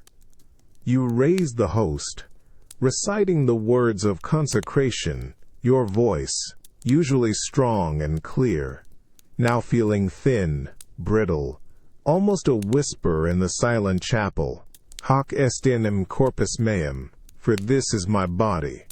You speak the ancient powerful words, willing the miracle to occur, begging for the familiar, comforting presence of Christ. You close your eyes for a moment, straining to feel the change, the spiritual infusion, the sacred transformation. But when you open your eyes and lower the host, it still feels precisely the same. The texture remains dry, the dustiness persists, the coldness of simple bread. There's no electric hum, no sudden shift in the quality of the air, no sense of a profound divine presence settling within the consecrated form. It's just bread. Pure, unadorned, ordinary bread, held between your trembling fingers. You offer communion to the few remaining brothers, their faces gaunt, their eyes hollow. As you place the host on their tongues, you watch their expressions, searching for any sign of spiritual solace, any flicker of recognition of Christ's presence. But their faces remain impassive, their eyes distant, reflecting only the blank, empty reality that now seems to permeate everything. The taste, too, is just dry bread, dissolving on your tongue, without the usual rush of spiritual grace, without the profound sense of communion. It's tasteless, devoid of spiritual nourishment, leaving only a dry, clinging residue in your mouth. The very body of Christ, meant to be the ultimate source of spiritual sustenance and divine presence, now feels like an empty symbol, a hollow shell. The greatest fear isn't that you've blasphemed, but that the miracle itself has ceased, leaving you, and all who partake, with nothing but a cruel, bitter emptiness in the core of their faith. The profound, chilling realization settles in your gut. If even the very body of Christ is no longer imbued with divine presence, then what hope, what purpose, what meaning remains for anything sacred? The greatest fear you now understand is not hell's fire, but the chilling void where God's tangible presence once resided, leaving only the mundane, unblessed world behind. The dry, tasteless residue of the host still clings to your tongue, a physical reminder of the profound emptiness that followed the sacred words. The silence in the priory chapel presses in, heavy and suffocating, absorbing all sound, all hope. Your hands, still trembling, hold the chalice, its cool silver now feeling impossibly heavy, a vessel filled with a chilling, undeniable truth. You know what you must do. You must drink the consecrated wine, complete the ancient ritual, offer the blood of Christ to the remaining brothers. But your stomach clenches, a knot of icy dread tightening within you. You raise the chalice, the polished silver reflecting the dim light from the high windows, revealing your own drawn, pale face. The faint, familiar aroma of wine wafts up to you, a simple, earthy scent. You bring the rim to your lips, the metal cool against your skin, and take a sip. It's exactly as you feared. The taste is unequivocally, unmistakably, just wine. The tartness of the grape, the subtle sweetness, the alcoholic warmth spreading through your mouth, it is all there, unaltered, completely mundane. There is no transformative essence, no spiritual fire, no holy blood that should flood your senses, uniting you with the divine sacrifice. It's simply liquid, a product of the earth, unblessed, unconsecrated, a cruel mockery of the sacred sacrament. The profound absence, not just of feeling but of fundamental change, slams into you with the force of a physical blow. A cold sweat breaks out on your brow, trickling down your temples. Your hand, holding the chalice, begins to shake visibly, betraying the inner turmoil that threatens to shatter your composure. You want to cry out, to confess the terrifying truth, to throw the chalice to the ground and shatter the illusion. But you are a priest, bound by duty, trapped in this devastating silent performance. You look out at the few brothers still present, their gaunt faces and hollow eyes reflecting the shared despair that has been gripping the priory. None of them look up, none seem to notice your struggle, lost in their own silent suffering, perhaps themselves wrestling with the same terrible unspoken void. You force your hand to remain steady, offering the chalice to Brother Francis, his movements slow and deliberate as he partakes. You watch his face, desperate for any flicker of recognition, any sign that he too senses the terrible lack. But his expression remains impassive, a mask of weary resignation, his eyes distant and unseeing. He simply drinks and then turns away, another soul partaking of an empty ritual, unknowingly consuming only earthly substance where divine grace should reside. The weight of the chalice, once a symbol of immense spiritual power, now feels like a crushing burden of deceit. It's not merely a feeling of emptiness. It's the stark, undeniable knowledge that the miracle, the very heart of their faith, has utterly failed. The words you spoke, the gestures you performed, were hollow, without divine resonance, without sacred effect. The transubstantiation, the transformation of bread and wine into the body and blood of Christ, did not occur. It simply did not happen. The profound, chilling realization settles deep in your gut. If the very sacrifice of Christ, made present in the Eucharist, is no longer tangible, no longer real, then what truly remains? If the cornerstone of their faith has crumbled into mere symbolism, then where does God reside? The greatest fear isn't of an angry God or a punishing hell, but of a silent, absent God, a God who has utterly withdrawn his hand, leaving his priests to perform empty rituals in a world suddenly devoid of all divine presence, a world that is, in its terrible clarity, nothing more than bread and wine. The chill of the night air bites at your exposed skin as you stand in the priory courtyard, the thick wool of your habit offering scant comfort against the pervasive cold. The usual sounds of a medieval night, the distant bark of a dog, the rustle of wind through bare branches, the murmur of the river, seem muted, swallowed by a profound, unnatural silence. It's a silence that stretches not just horizontally across the landscape, but vertically, upwards, towards the vast, dark expanse of the heavens. You raise your gaze, your eyes sweeping across the familiar canvas of the night sky. Usually it's a tapestry of glittering light, a countless multitude of stars strewn across the black velvet, each one a tiny, distant beacon of God's infinite creation, a reassuring promise of vastness and order. Tonight, however, what you see makes your breath catch in your throat, a sharp intake of cold, empty air. The sky is utterly, terrifyingly black, not merely clouded or obscured by the smoke of distant fires, but profoundly, absolutely dark. There are no stars. None. The familiar constellations, the guiding lights that have steered sailors and comforted monks for millennia, are simply gone. The vast inky canvas above is a uniform, unbroken void, an impenetrable sheet of blackness that feels heavier, closer, almost suffocating in its absolute emptiness.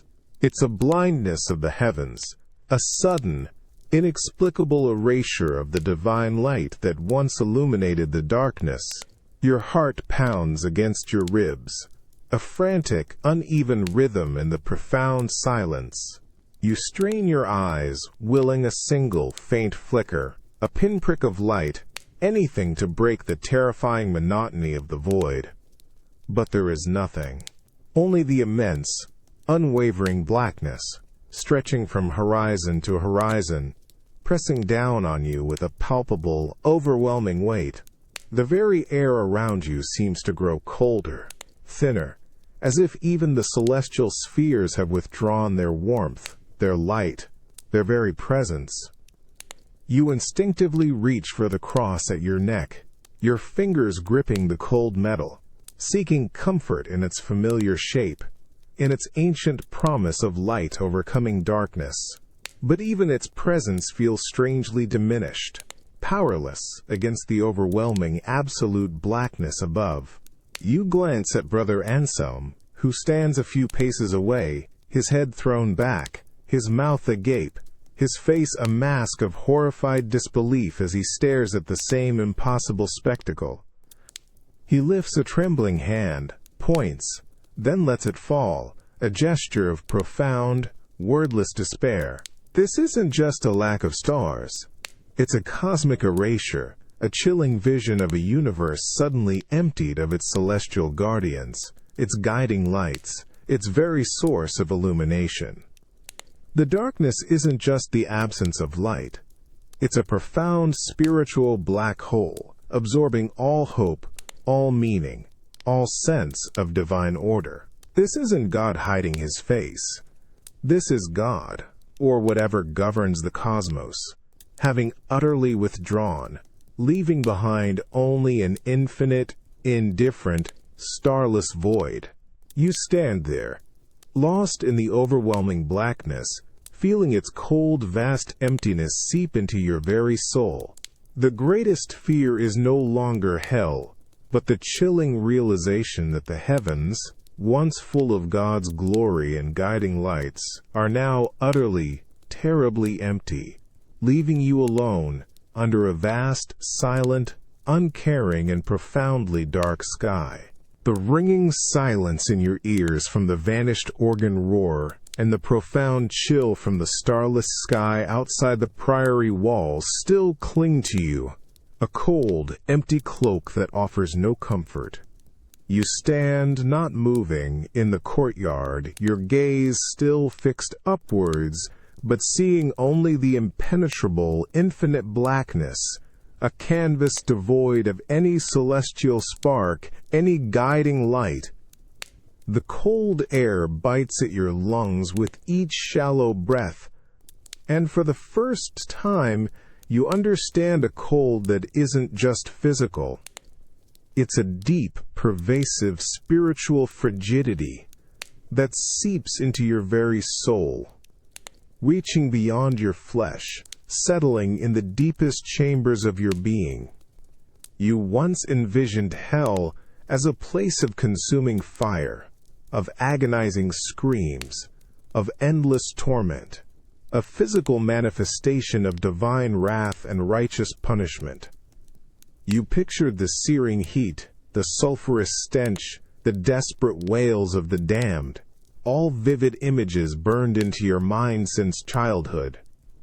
Even in that horrifying vision, there was a terrible, undeniable presence, a form of divine engagement, albeit wrathful. There was a reaction, a consequence, a perverse kind of acknowledgement from a God, however angry. But this is utterly different. The blackness above is not the fiery rage of a vengeful God. It's an absolute, unwavering indifference.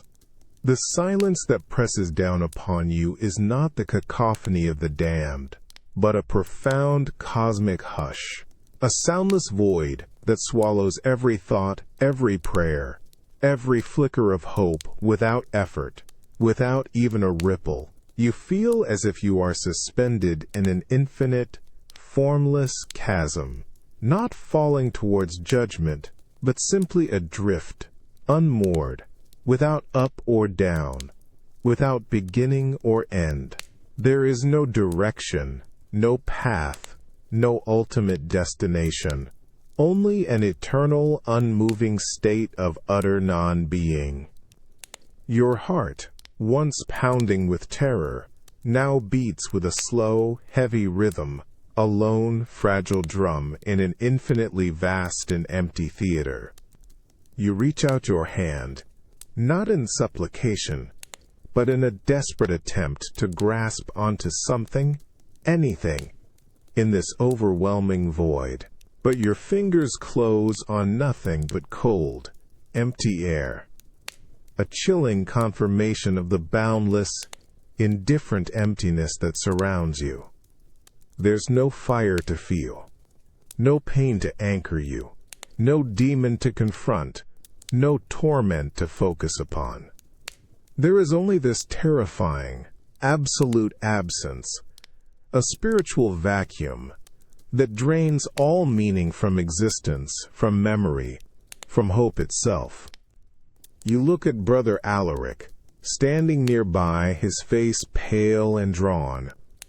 His eyes, usually so sharp with intellectual inquiry, are now wide and vacant, staring up at the starless sky, reflecting the same chilling realization. He too feels it.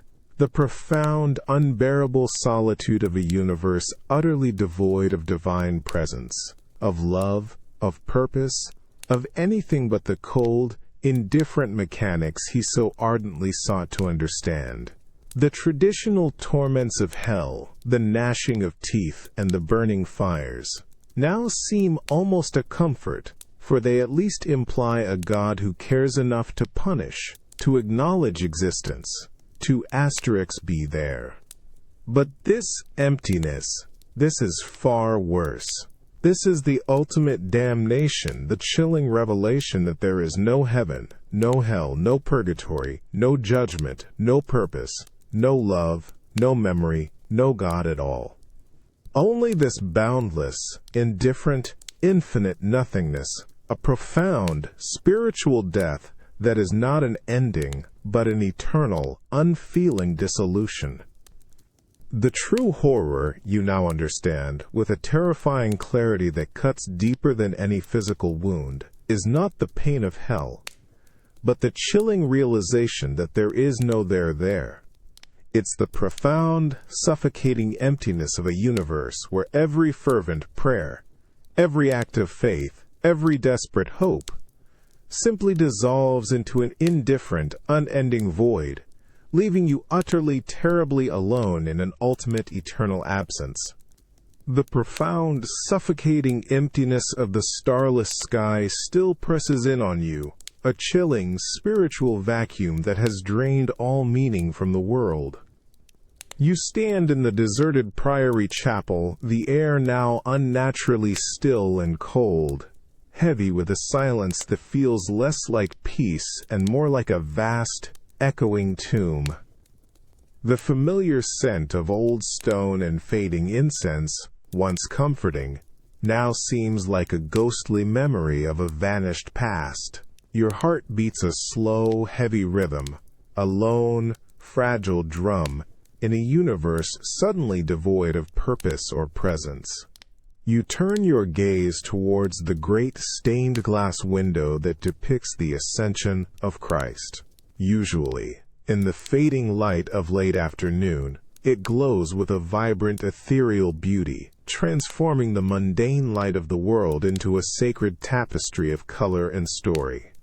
The figures of Christ, the angels, the disciples, rendered in brilliant hues of sapphire, ruby, and emerald, would shimmer with a divine light, a tangible reminder of hope, resurrection, and God's tangible presence. Today it appears dull, lifeless, its colors muted, almost bruised by the pervasive spiritual gloom. As you stare, a faint, almost imperceptible tremor begins to emanate from the window itself. It's not the rumble of the bell tower or the earth shaking, but a subtle, high-pitched vibration, a ghostly hum that seems to come from within the glass itself, making your teeth ache with its unnatural frequency. You take a hesitant step closer, your sandaled feet rasping on the cold flagstones, a sound that feels unnaturally loud in the profound quiet. Then, with a sudden, ear-splitting crack, a fissure, thin and jagged like a lightning bolt, shoots across the face of the ascended Christ. The sound is sharp, violent, utterly alien to the sacred hush of the chapel, making you flinch backward, a gasp escaping your lips. Before you can even comprehend what has happened, other cracks begin to spiderweb across the glass, tracing intricate, destructive patterns through the apostles' faces, through the angels' wings, through the very robes of Christ himself. Each crack is accompanied by a sharp, crystalline splintering sound, like ice breaking on a cold pond. The vibrations intensify, the window now humming with a terrifying, destructive energy. Small shards of colored glass, no bigger than a thumbnail, begin to detach, falling with tiny, tinkling sounds onto the stone floor below, reflecting the dull light like fallen jewels.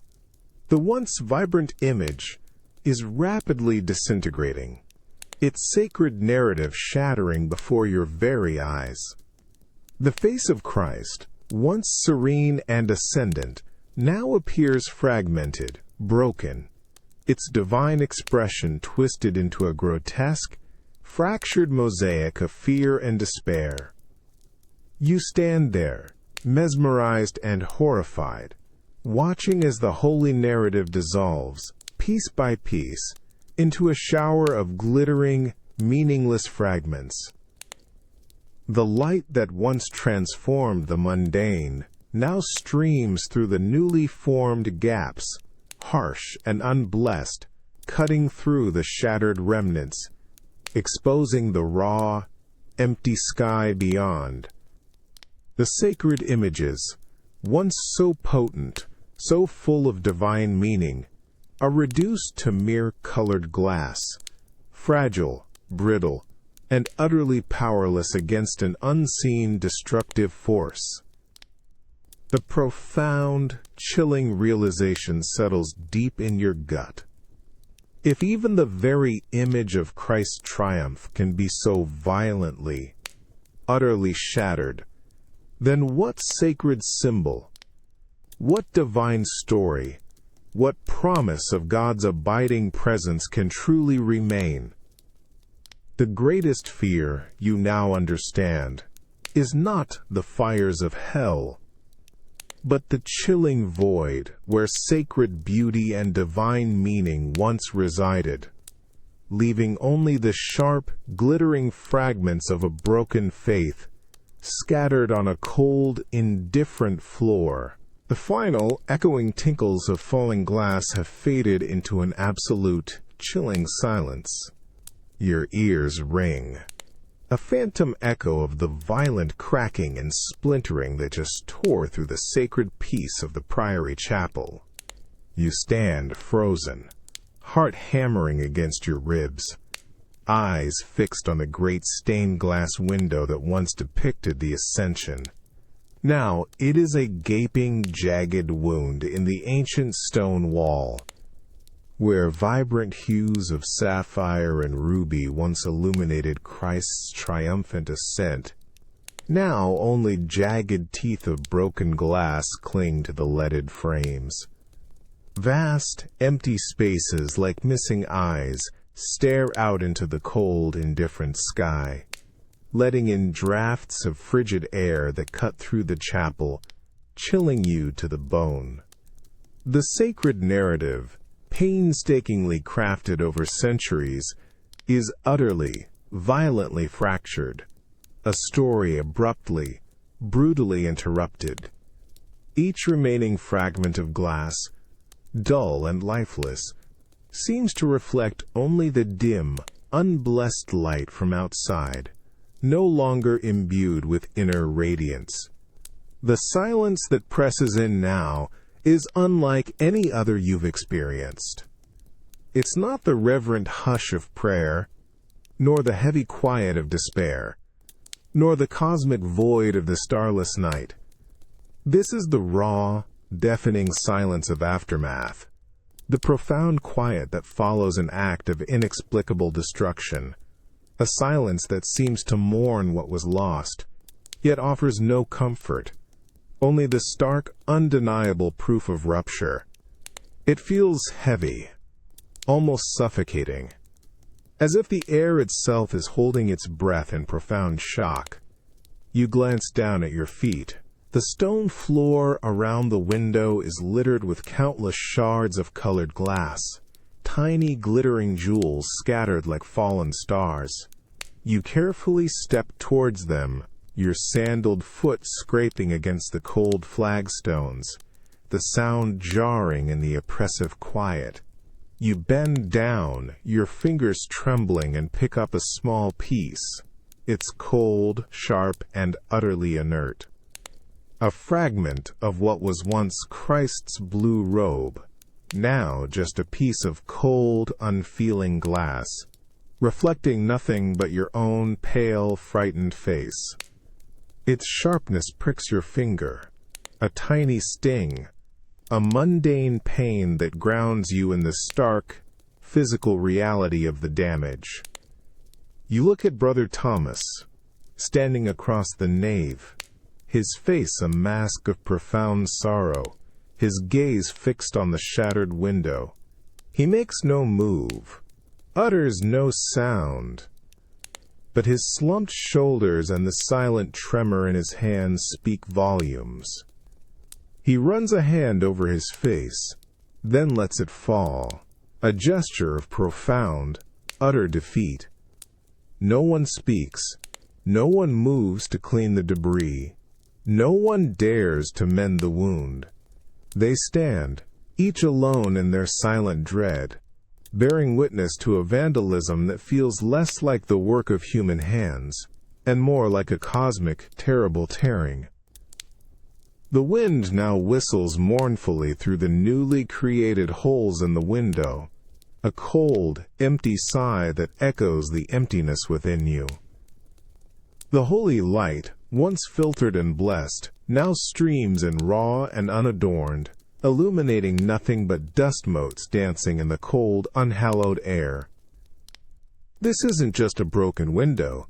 It's a profound, undeniable wound in the very fabric of their faith, a literal shattering of the sacred narrative that once guided their lives.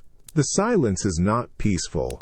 It is the silence of a broken promise, the quiet of an abandoned sanctuary, a chilling testament to the unseen, unholy forces that now seem to hold sway, leaving behind only emptiness and ruin. The sun, a relentless, indifferent eye, beats down on the priory courtyard, baking the ancient flagstones to a blistering heat.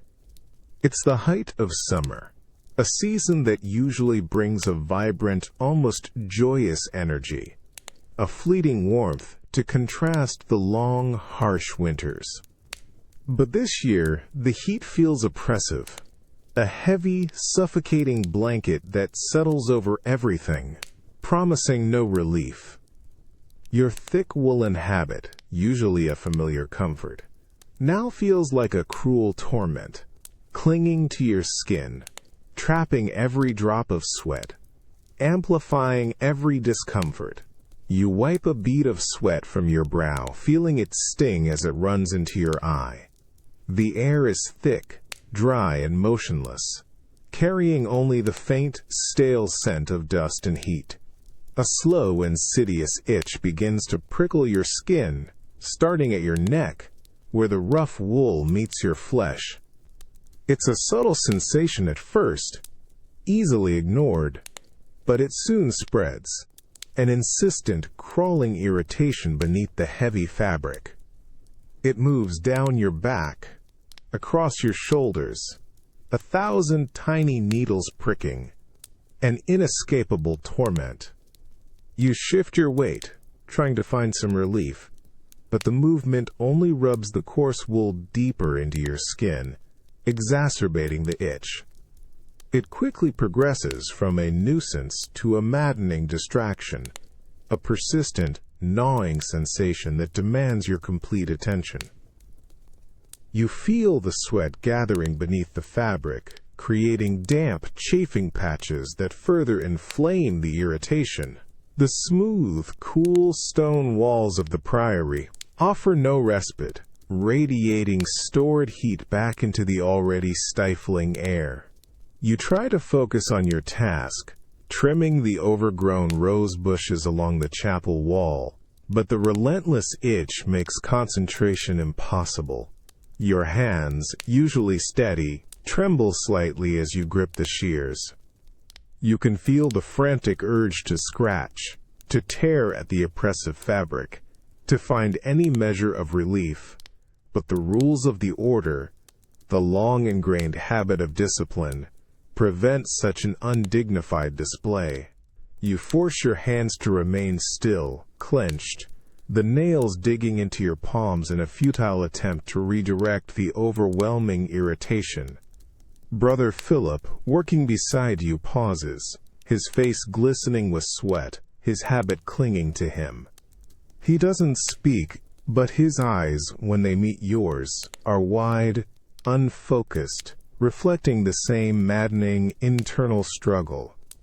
You see him subtly shift, a small, almost involuntary shudder running through his shoulders, a silent acknowledgement of the shared, relentless torment of the wool against overheated skin. The sun continues its indifferent, relentless descent, offering no coolness, only an amplified sense of this pervasive, inescapable physical discomfort. The itch isn't just an irritation. It feels like a subtle, yet profound betrayal by the very garment meant to clothe and protect you, to symbolize your devotion.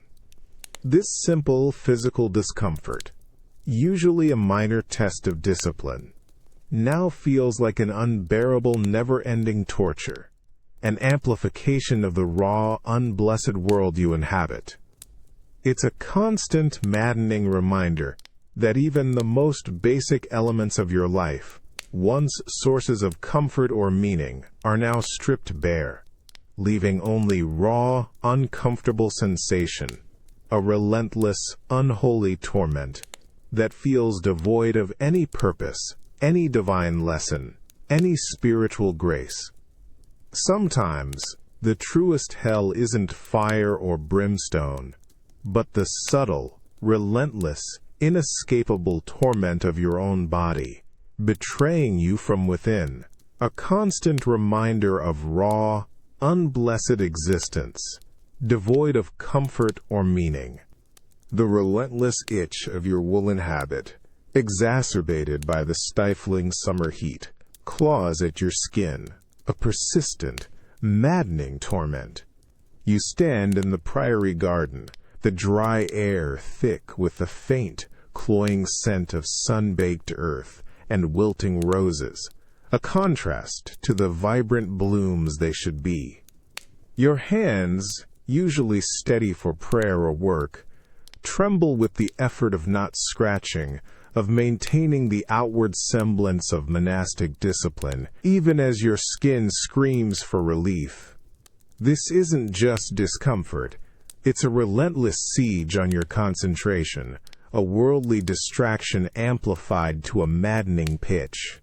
You try to recite a silent prayer, to meditate on the virtues of patience and endurance, to elevate your thoughts beyond the purely physical, but the words feel like dry dust in your mind, utterly unable to take root, to blossom into spiritual solace.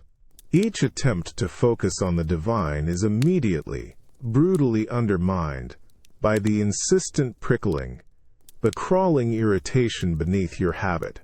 Your mind, usually a quiet sanctuary for contemplation, now feels like a battlefield, constantly assailed by the relentless clamor of your own skin, the demands of your rebellious flesh. The subtle hum of insects, usually a peaceful backdrop to garden work, now feels like an aggravating buzz, each tiny sound amplified by your heightened, tortured senses. The distant chatter of a few remaining villagers, once a familiar part of the Priory's daily rhythm, now seems like an intrusive, meaningless clamor, each word a further assault on your frayed nerves. Even the rustle of leaves and the infrequent, hot breeze feels like a mocking whisper, reminding you of the ceaseless, indifferent movement of a world that offers no respite, no spiritual quiet. You glance at Brother Benedict, who is tending to the meager vegetable patch. His face is drawn, glistening with sweat, and you notice his hands subtly, almost imperceptibly, reaching under his own habit, a quick, furtive scratch against his ribs. He pulls his hand back quickly, his gaze darting around, a flicker of shame and exasperation in his eyes as he meets yours. This shared, unspoken violation of monastic composure, this raw, undeniable surrender to physical discomfort, fills you with a profound sense of shared futility. This isn't merely the external world attempting to draw you away from God. This is your own body, your own physical existence, becoming the very instrument of distraction, a relentless, inescapable torment that pins your consciousness to the earthly, to the mundane, to the utterly unspiritual. The constant itch, the oppressive heat, the amplified sounds, they conspire to deny you any access to the divine, to sever any attempt at spiritual transcendence. You close your eyes, trying to block out the relentless sensory assault, to find an inner sanctuary. But even in the darkness behind your eyelids, the itch persists, a vibrant, burning sensation that seems to project itself onto the very fabric of your mind. There's no escape, no solace, no mental space free from the demands of your suffering flesh. The greatest fear is not the fiery temptations of the world, but the insidious, mundane, relentless torment of your own body, which, in its raw, unblessed state, refuses to be ignored, refusing to let you forget your physical existence, utterly divorced from any spiritual connection. Sometimes, the truest hell is not a grand, dramatic punishment, but the quiet, relentless, inescapable torment of simple, physical discomfort, amplified to an unbearable pitch, denying you the very solace of faith, leaving you utterly trapped within the mundane, unblessed confines of your own suffering flesh. The air in the deep woods is damp and cool, thick with the earthy scent of wet leaves and rich soil, a welcome relief from the stifling heat of the Priory.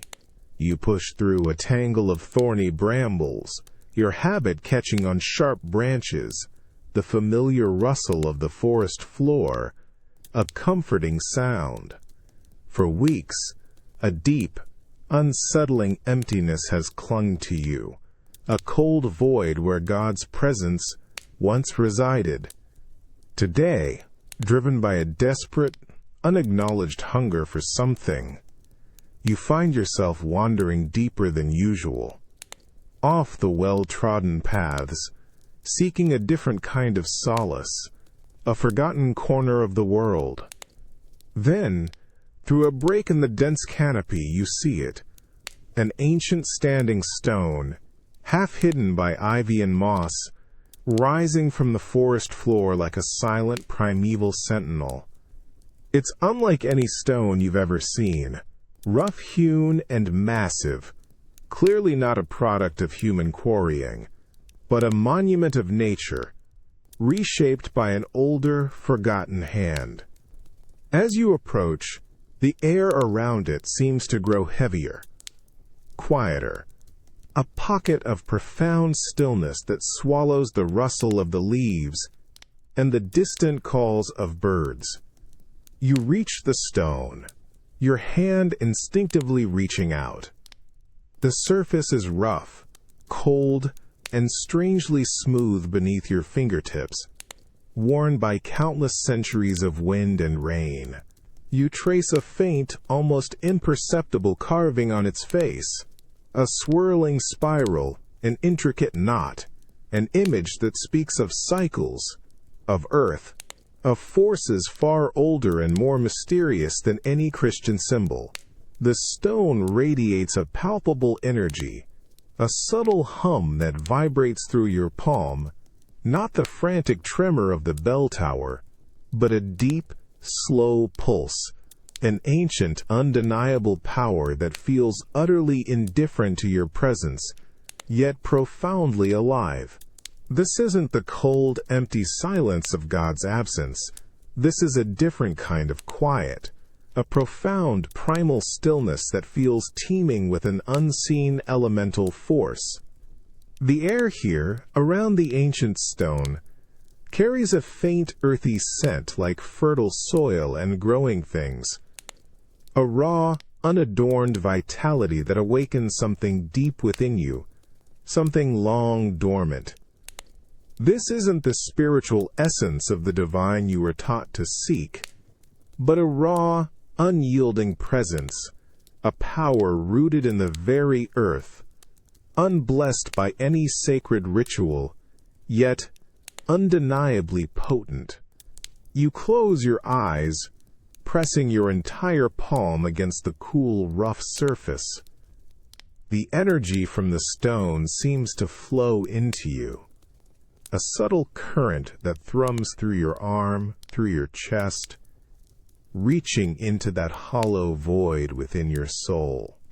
It's not comfort, not absolution, not the warmth of divine love.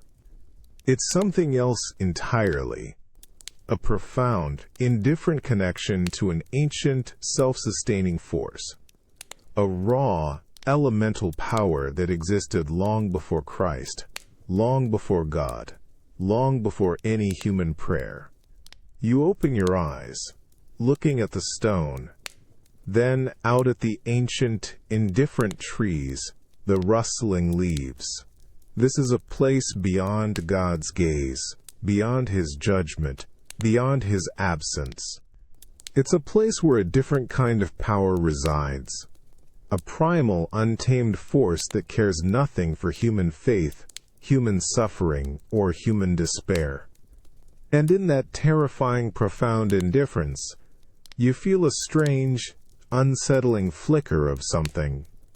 Not hope, but a raw, primal connection to existence itself, a sense that even if God is gone, the world itself, in its ancient pagan heart, still pulses with an undeniable, if indifferent, life. You press your full weight against the ancient standing stone, your rough habit scraping against its moss-covered surface. The cool, damp air of the deep woods envelops you, thick with the earthy scent of pine needles and damp soil, a sharp contrast to the suffocating spiritual emptiness that has become your constant companion. The stone pulses with a subtle, deep vibration beneath your hands, a primal, undeniable energy that resonates through your palms, up your arms, and into your very core.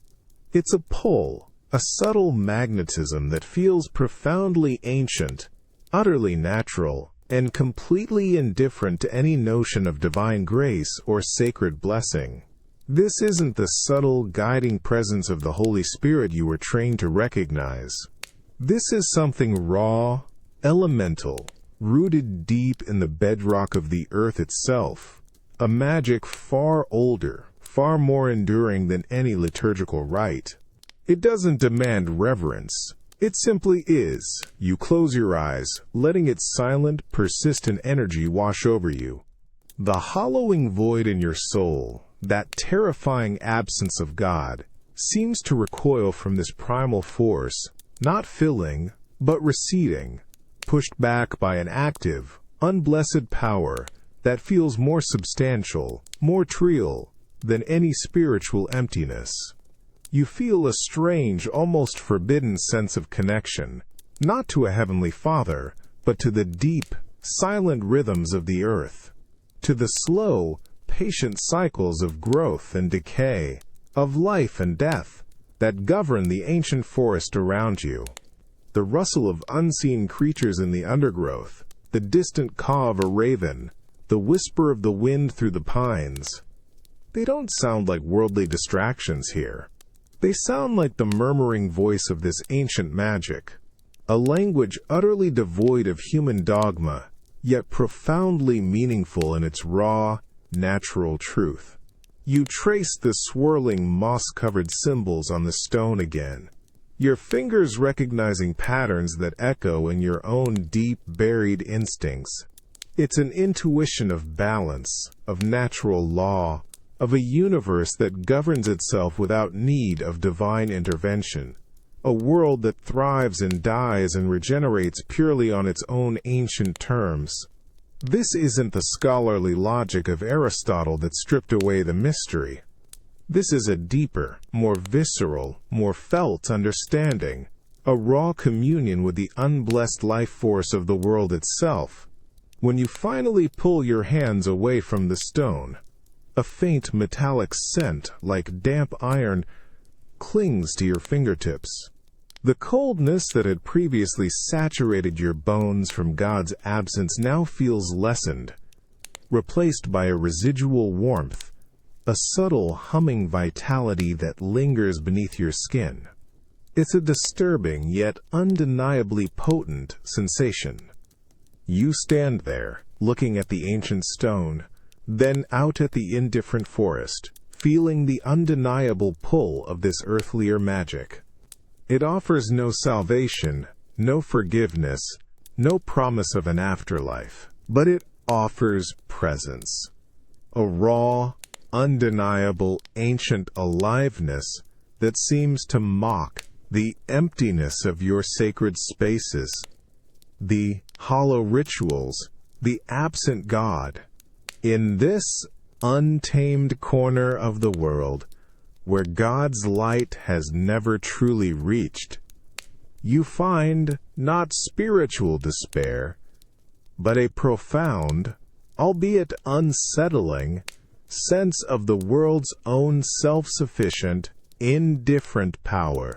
This isn't the comfort of faith, but the chilling, invigorating realization that even in God's absence, the earth itself continues to pulse with a dark, untamed, and utterly primal magic. You walk through the narrow, cobbled streets of the village, the pervasive stench of sickness and unwashed bodies clinging to the air, a grim reminder of the plague's relentless grip. Your heavy habit feels like a shroud, and your heart is a hollow echo within your chest. The usual bustling sounds of daily life are muted, replaced by the low, sorrowful hum of human suffering. The occasional cough, the distant wail, the quiet shuffle of feet. It's a soundscape of despair, one that offers no solace, no hope, only the cold, hard reality of a world under siege. A small hand tugs gently at your sleeve, pulling you from your morbid reverie. You look down to see a child, no older than 7, her face pale and thin, her eyes disproportionately large and haunted. She's clutching a crude, wooden doll to her chest, her fingers white-knuckled. Her mother, you recall, passed just yesterday, another victim to the relentless sickness that has decimated the village. There's no trace of the usual childish exuberance in her gaze, only a profound, heartbreaking seriousness, an ancient sorrow etched onto her young features. You kneel down, the rough wool of your habit scraping against the cold, damp cobblestones. You brace yourself, expecting a tearful plea for comfort, a simple question about her mother's fate, a request for a blessing. You open your mouth to offer the usual reassurances, the well-worn phrases of God's love and eternal rest, words that have become hollow echoes in your own heart. But the child doesn't cry. She doesn't ask about heaven or angels. Her voice, thin and reedy yet startlingly clear, cuts through the despair-laden air with a chilling simplicity. "Father," she asks, her eyes fixed on yours, utterly devoid of childish innocence, "if God truly loves us, why did he forget to come?" The question hangs in the heavy, fetid air, sharp and precise, cutting through all your carefully constructed theological defenses, all your desperate internal arguments. It's not a question you can answer with scripture, or dogma, or even with the comforting lies you've offered yourself. It's a raw, brutal, unanswerable truth, voiced by a child who has witnessed too much, lost too much, and now, with terrifying clarity, recognizes the profound, active absence that has settled over their world.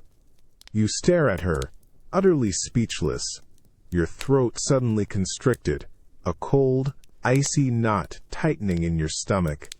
The words of comfort, the well-worn promises, vanish from your mind, replaced by a deafening silence. Her eyes, still fixed on yours, search not for an explanation, but for a shared acknowledgement of this terrible, simple truth. You see in her gaze the mirror of your own deepest, most agonizing fear, that God has not merely hidden his face, but that he has, indeed, simply forgotten, simply withdrawn, leaving them all adrift in a world of suffering without purpose, without intervention, without love. You reach out, your hand hovering, unsure how to respond, how to comfort this child who has, with such terrifying clarity, articulated the very horror that has been consuming you. The silence between you is vast, profound, weighted with the raw, unspoken truth of God's absence. This child, in her terrible innocence, has become the unwitting prophet of your darkest dread, revealing that the greatest fear isn't of an angry God or a punishing hell, but of a God who simply, terrifyingly, isn't there, or perhaps was never truly here at all. The child's chilling question, "If God truly loves us, why did he forget to come?" echoes in your mind, sharp and precise, cutting through the heavy, fetid air of the village street. You kneel before her, utterly speechless. The familiar words of comfort and divine assurance vanished from your mind, replaced by a deafening silence. Her pale, solemn face and ancient eyes search yours, not for an answer, but for a shared acknowledgement of a terrible, undeniable truth. You want to offer something, anything, to bridge the vast chasm of despair that stretches between you.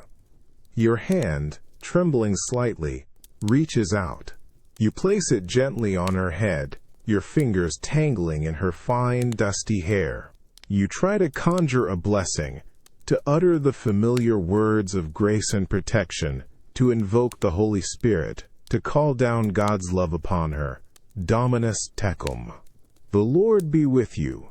But as you speak the words, they feel utterly hollow, brittle, like dry leaves crumbling in your mouth. There's no warmth, no surge of divine energy, no palpable sense of blessing flowing from your touch. The words are just sounds, empty syllables dissipating into the heavy, indifferent air, falling on deaf ears, even your own. The anointing, the spiritual connection, the comfort of God's presence. It's all conspicuously absent. It's just your hand on her head, a physical gesture devoid of spiritual power, a touch without grace, an empty performance. You look at her face again. Her eyes remain wide, fixed on yours, reflecting the profound, unblinking clarity of one who has seen too much. There's no sudden easing of her sorrow, no flicker of peace, no subtle softening of her features. Her expression remains solemn, unchanged, as if she too perceives the terrible void, the hollowness of your blessing. She simply allows your hand to rest there, a passive recipient of a ritual that holds no meaning, no power. The silence that follows is profound, weighted with the raw, unspoken truth of God's absence. It's not the quiet of reverence, but the chilling stillness of an abandoned world. You feel an overwhelming sense of profound failure, not just as a priest, but as a man. You cannot offer her what you yourself no longer possess, what you yourself have not felt in so long, the comforting, tangible presence of God. Your blessing, meant to be a conduit of divine love, feels like a cruel mockery, an empty gesture in a world utterly forsaken. You withdraw your hand, the small, cold weight of it against her hair a chilling memory. The child turns away, her small hand clutching her wooden doll tighter, and shuffles off down the street, her tiny figure disappearing into the oppressive gloom of the plague-ridden village. She carries with her not the comfort of a blessing, but the searing, unanswerable truth that God has indeed forgotten, leaving her, and all of them, to face a world of suffering without solace, without intervention, without hope. The greatest fear, you realize with a cold, piercing clarity, is not of an angry God or a punishing hell, but of a God who simply, terrifyingly isn't there, and whose priests, in their own hollowness, can offer nothing but empty words and meaningless gestures to a suffering world. This is the ultimate profound abandonment, a spiritual death that precedes any physical one. The Priory Chapel, usually a sanctuary of bustling, quiet devotion, now stands utterly deserted. The air is cold, still, and carries only the faint, stale scent of dust and the ghost of old incense, a smell that now evokes profound melancholia rather than comfort. The last of the brothers have succumbed to the plague, or fled in terror, leaving you, and a handful of the gravely ill, as the sole occupants. This place, once vibrant with hymns and prayers, now echoes with a silence so absolute it feels like a physical presence, pressing in from all sides. You enter through the great oak doors, the heavy wood groaning on its ancient hinges, a sound that booms unnaturally loud in the vast emptiness of the nave. Your sandals, usually muted by the rustle of habits and the murmur of voices, now rasp starkly against the cold, worn flagstones. Each step you take sends a shockingly loud echo bouncing off the high vaulted ceiling, reverberating through the empty space, a chilling testament to the profound vacancy that surrounds you. It's the sound of your own solitary existence, magnified, amplified, thrown back at you by the silent, indifferent walls. You walk slowly down the central aisle, your eyes sweeping across the rows of empty pews, their polished wood gleaming dully in the weak, filtered light from the shattered stained glass windows. Each empty seat is a silent accusation, a testament to what has been lost, to who is no longer here. The air is so still, so devoid of life, that you can almost feel the absence of breath, the absence of human warmth, the absence of fervent prayer. It's not merely empty, it's hollowed out, stripped bare, its sacred purpose drained away, leaving only the cold stone and silent wood. You reach the altar, the once sacred space now looking stark and cold. You touch the cold, polished marble, a shiver running up your arm. The space where the Eucharist would be prepared, where the divine miracle would occur, now feels utterly barren, devoid of spiritual resonance. You try to speak, to offer a prayer, to break the suffocating silence with words of faith, but your throat feels tight, constricted. Your voice, when it finally emerges, is a thin, reedy whisper, barely audible even to your own ears, completely swallowed by the vast, indifferent emptiness of the chapel. You turn and walk back towards the door, each of your own footsteps echoing with a growing sense of profound, inescapable solitude. The sound of your own existence, amplified by the emptiness, feels not like a testament to life, but a chilling reminder of the vast, echoing void that now consumes everything. This isn't just an empty church. It's a terrifying, tangible manifestation of a world abandoned, a sanctuary where God has definitively, absolutely withdrawn. The silence that follows your footsteps is not peaceful. It's the deafening quiet of a profound cosmic solitude. The chilling realization settles deep in your bones. The greatest fear is not to be punished, but to be forgotten. To walk alone in a world where your every step, your every breath, your very existence is merely an empty echo in a vast, silent, and utterly indifferent void, unobserved, unloved, unheard, by a God who has truly departed.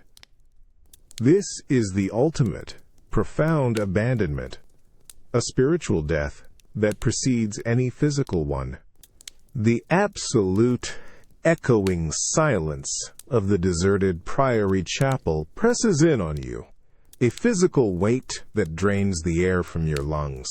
Each breath feels shallow, brittle, a small, futile ripple in an ocean of profound quiet. Your earlier footsteps, once so jarringly loud, have faded, swallowed entirely by the vast, indifferent emptiness that fills this sacred space. You stand alone before the stark, unadorned altar, the cold, polished stone radiating an almost icy indifference beneath your fingertips, a surface that feels utterly unresponsive to your touch. You lift your gaze towards the high, vaulted ceiling, where the shattered stained glass windows now gape like empty, unseeing eyes, letting in a raw, unblessed light that offers no warmth, no comfort. This ceiling, once a soaring symbol of divine aspiration, a monument to a benevolent heaven, now feels like a vast, unyielding roof over an eternal tomb, sealing you inside this profound desolation. You try to pray, to utter the familiar invocation, "Our Father who art in heaven," but the words catch in your throat, dry and meaningless.